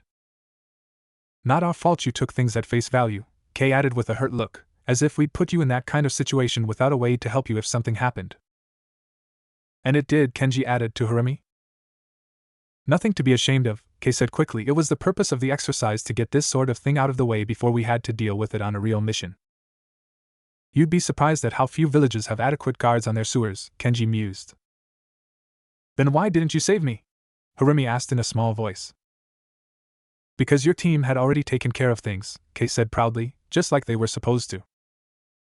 With that last lesson, the team retired from the training field and returned to their warehouse for some much-needed rest. My turn to pick the meal, Naruto cheered as he walked into the small space that served as their kitchen. You want me to touch up your knives again? Keiko asked. Will it take long? Shouldn't need more than a few swipes on the steel, Keiko replied, even as bad as they are. Which reminds me, I should have your new set ready today if we have enough time. Thanks, Naruto said gratefully. The two of them retired to the kitchen to prepare the meal. Could you hand me that mug? Keiko asked. This one needs a bit of a touch-up and I don't feel like taking it out to my bench stones since these things are gonna get scrapped soon. Okay, Naruto agreed. What are you going to do with it? The bottom wasn't glazed, the girl replied, and thus can be used as a sharpening stone. Neat, huh? Yeah, Naruto agreed in fascination. It is. Are there any other things you can use like that? Lots, the girl chirped. Why don't I show you later? Okay, Naruto agreed, thanks. The students assembled on their training field the next day well rested and ready for whatever their instructors were going to throw at them next. Today, I am going to breathe fire at you, Kenji said with a grin. You are going to use a super cool jutsu to bury yourselves in the earth where you'll be safe from the flames. Any questions? Could you teach us the super cool jutsu before you breathe fire at us? Keiko asked with a hopeful look on her face. That sounded more like a request than a question, Kenji mused. But to answer your question, yes, I believe I could. I meant to say, will you? Keiko added quickly. Would make things less sporting, wouldn't it? But it would also prevent your students from being horribly scarred, Harumi said quickly, and you wouldn't want that, would you? The other instructors would laugh at you. And we can't have that, Kei giggled, can we, dear? I'm not sure I'd be able to survive the taunting, he agreed. Okay, first thing you have to do is. The third Hokage monitored their training with a fatalistic attitude. They'd be ready in time or they wouldn't be, he told himself. All he could do was trust his instructors and offer whatever help he could. His gaze wandered around the room until it settled on one particular scroll. The boy did have the chakra and the stamina for it, the treacherous thought went through his mind. I suppose it wouldn't hurt to run the idea past his instructors, the Hokage mused, and if Kei and Kenji don't like it then no more need be said about it. Kei and Kenji arrived in the Hokage's office and looked at the old man with identical expressions of expectation. I was considering the idea of releasing a couple of the forbidden techniques to your team, the Hokage answered their unasked question, and I would like to get your input before deciding. Which techniques? Kei asked. Kage Bunshin and another of your choice, the Hokage replied. Naruto does have the reserves to pull it off, Kenji mused. And it would increase the mission's chances of success exponentially if he managed to pull it off, Kei said softly. On the other hand, Kenji said, Bunshin is his worst technique.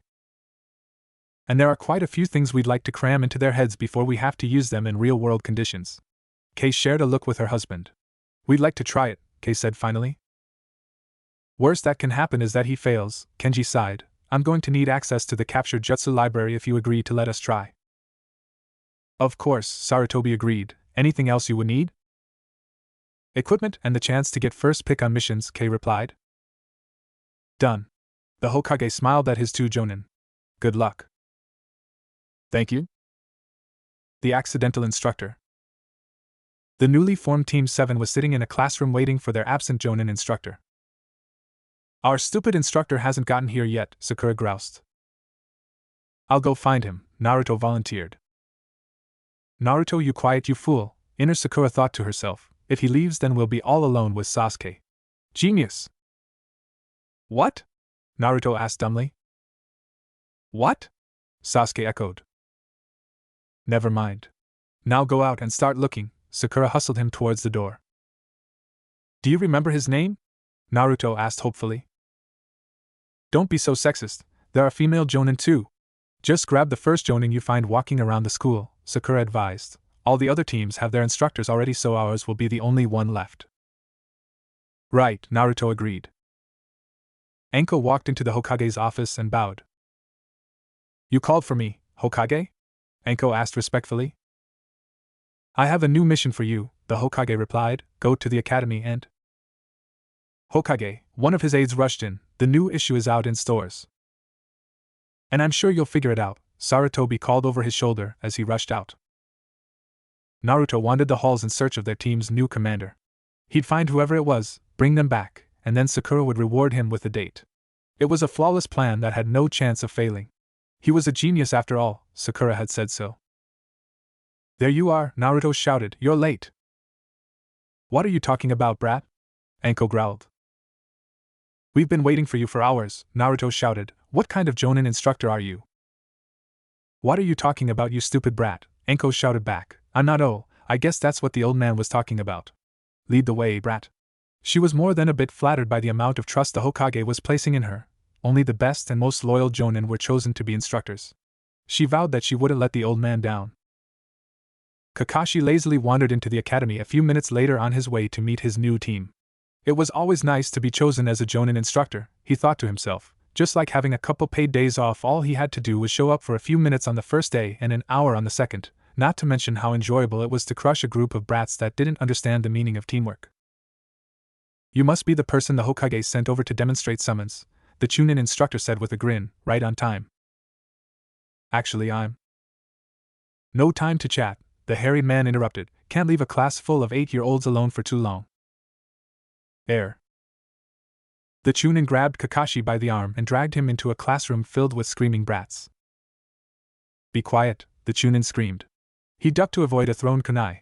It was a ninja academy after all. This is Mr. What was your name? Kakashi, but...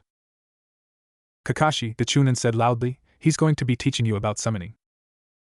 I think there's been a mistake, Kakashi tried to interject. You can handle this yourself, right? The man asked as he stepped out the door, not bothering to pay attention to the Jonin's attempt to escape. It hadn't worked for him on his first day, so why should he let Kakashi off that easy? Thanks for covering for me. Wait, Kakashi shuddered at the amount of mischief intent the students were letting off. When the Hokage had told him that he had been chosen as an instructor, he'd been sure the old man just been giving him another team to fail. He'd never expected this. Maybe it hadn't been such a good idea to fail all those genin after all? Anko followed Naruto into the empty classroom and was more than a bit amused at how much killing intent her other two students were emitting. It was so cute the way they were trying to look dangerous. Sorry I'm late, she said cheerfully. Wouldn't do to scare the little brats right off and lose her new team. Just found out I was going to be your teacher a few minutes ago. Now then, why don't you introduce yourselves? Could you go first? Sakura asked sweetly. To show us how it's done. Sure thing, Pinky, Anko agreed. My name is Anko, I like dango, my dream is to kill a certain man. Now you? My name is Sakura, I like, she blushed. My dream is to be a good kunoichi, I like you, Anko-sensei. Nice sucking up, Anko complimented the girl with a big smile that Sakura returned shyly, blonde. My name is Naruto, I like ramen, and I'm gonna be Hokage someday, he finished loudly. I'd pick another dream if I were you, kid, Anko advised. You don't think I can do it? Naruto asked sadly. Nah, it's just that being Hokage really sucks. You gotta wake up early every day to do paperwork, you spend all day doing paperwork and listening to people complain, and you don't get done with the day's work until late. Not to mention the fact that you get little or no sleep. Oh. Naruto blinked stunned and wondered why the old man had never told him about this before, but he did see a whole lot of paperwork around the Hokage every time he visited. Much better to be a super elite ninja like one of the Sannin. You get all the power and respect of a Hokage without all the boring parts, Anko finished happily. Her first day on the job and she was already dispensing valuable career advice. Then I'll be the greatest elite super ninja ever, Naruto cheered, and I'll never have to do any boring paperwork. That's the spirit, Anko agreed. Unfortunately we all have to fill out some paperwork, but I'll show you how to pass it off to subordinates through the use of delegated authority.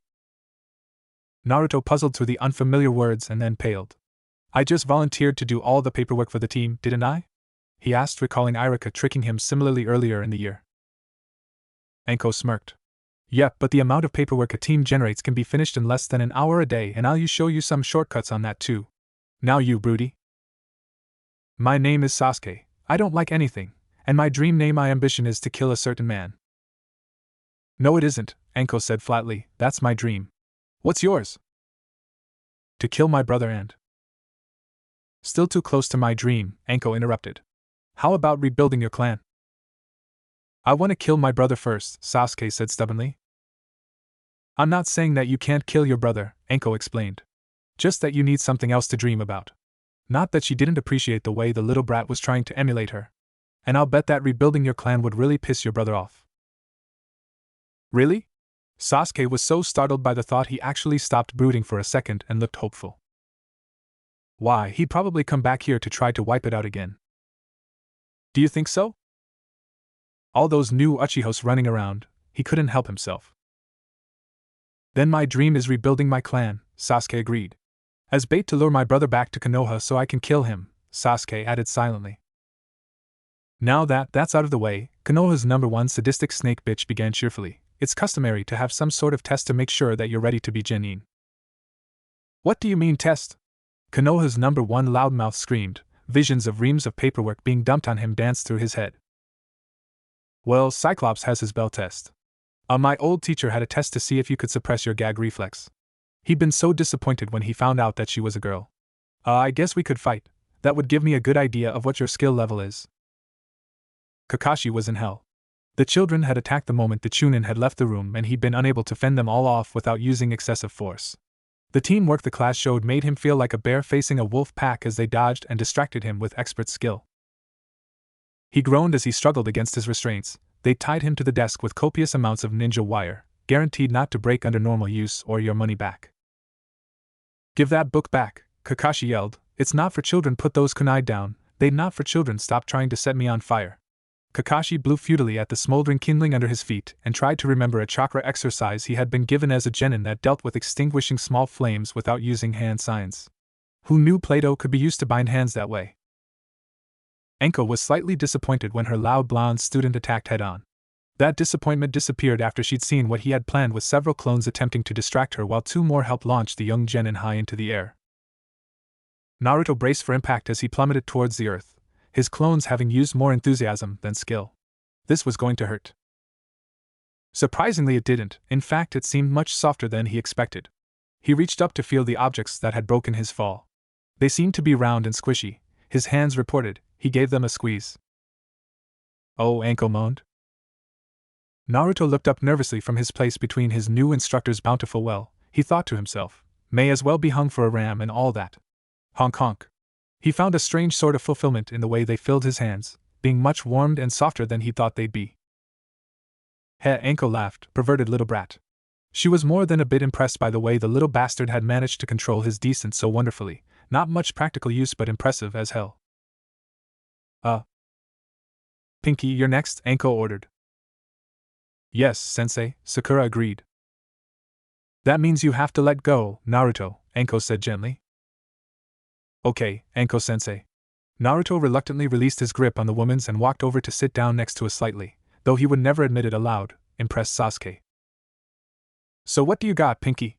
Anko asked. I have the highest test scores in my year, Sakura said proudly. How'd you do on the practical stuff? Anko asked. Not so good, Sakura admitted.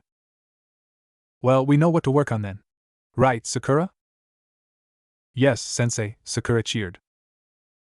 Okay then, I want you to throw your strongest attack. Anko blocked Sakura's kick with no visible effort and sighed. And we have a lot of work ahead of us. Broody, you're up. My name is not Broody, Sasuke protested. Fine, Duckbutt, you're up. He trailed off when he noticed the look in her eye. Yes, sensei. The Chunin instructor returned to the class a few hours later with a grin on his face. Looks like you guys had fun, he said after he'd taken in the scene of pandemonium. Yes, sensei, the students chorused. Akira, don't think I didn't notice you trying to start that fire. 2 hours of chakra exercises for everyone every day, followed by 2 more of jutsu practice until everyone can set fires. Oh, the students sighed. Arson is an important ninja skill, he lectured, and I wouldn't be much of an instructor if I let you graduate without making sure that you'd mastered it. Yes, sensei. Now then. The instructor released Kakashi. For homework, I want everyone to write a report on different kinds of summons. Yes, sensei. And thank Kakashi here for helping out. Thank you, Kakashi. Class dismissed. He was going to have to petition the Hokage to get this Jonin assigned to the academy full-time. He'd never seen his students so well behaved. Anko arrived at the Hokage's office several hours after the other instructors had left. Sorry I'm late, Anko said as she stepped in for the meeting. I took the kids out to get something to eat after the test. Really? The Hokage asked. He never would have thought that Anko of all people would be good with children. Yeah, Anko agreed, had to reward the perverted little brat somehow, and the others didn't do too bad either. Wonderful. When do you think you'll be ready for your next mission? Mind if I hold off for a couple weeks? Anko asked hopefully. I'd really like to get in some training before I take any missions. Of course not, the Hokage agreed. Bit of time off would do you good. Thank you, Hokage-sama. And when you're ready, I've got a nice B-ranked assassination for you. Really? Anko asked with sparkling eyes. She was floored by the amount of faith the old man had in her training methods. You're the best, old man. Really, he agreed. They were her favorite after all, and he thought she deserved a reward for doing such a good job with the students. Why, he hadn't received a single complaint from any of the parents. Maybe the village was finally getting past its suspicion of the young special Jonin. He could only hope that there would be a similar change in attitude towards Naruto. Dismissed. Anko skipped out of the office with a gigantic smile on her face and passed a defeated-looking Kakashi. Reporting in, Hokage, Kakashi said in a tired voice. How'd they do? The Hokage asked. When you said I was going to be an instructor, I never thought it would be like this, Kakashi said, exhaustion and a little fear lacing his voice. They did well then? Sarutobi asked hopefully. They tied me up and took my book away, Kakashi sobbed. I'll take that as a yes then, the Hokage agreed. Enjoy your new assignment. How long do I have to do this? Kakashi would later swear that the sound of his spirit breaking had been audible. Until they all become Chunin. But that'll take years, Kakashi protested. Nonsense, I'd say that if they were able to defeat you then they're already well on their way to passing the exam. But how old were you when you became a Chunin? Sachirobi pointed out. Yes, Hokage. He really shouldn't have gotten on the old man's bad side, Kakashi thought to himself. And title by Polychromic Knight. Typos busted by Shatra Mordrai. Anko is fun to write, going to have to do more with her. Omake, infiltration training. Anko arrived at the meeting place she'd arranged with her team the day before and was more than pleased to see that her team had arrived early and were performing the chakra exercise she'd mentioned the day before. Got a new exercise for you, Pinky, Anko said to Sakura. She drew a long straight umbu sword from a place of concealment. Now the first thing you gotta do is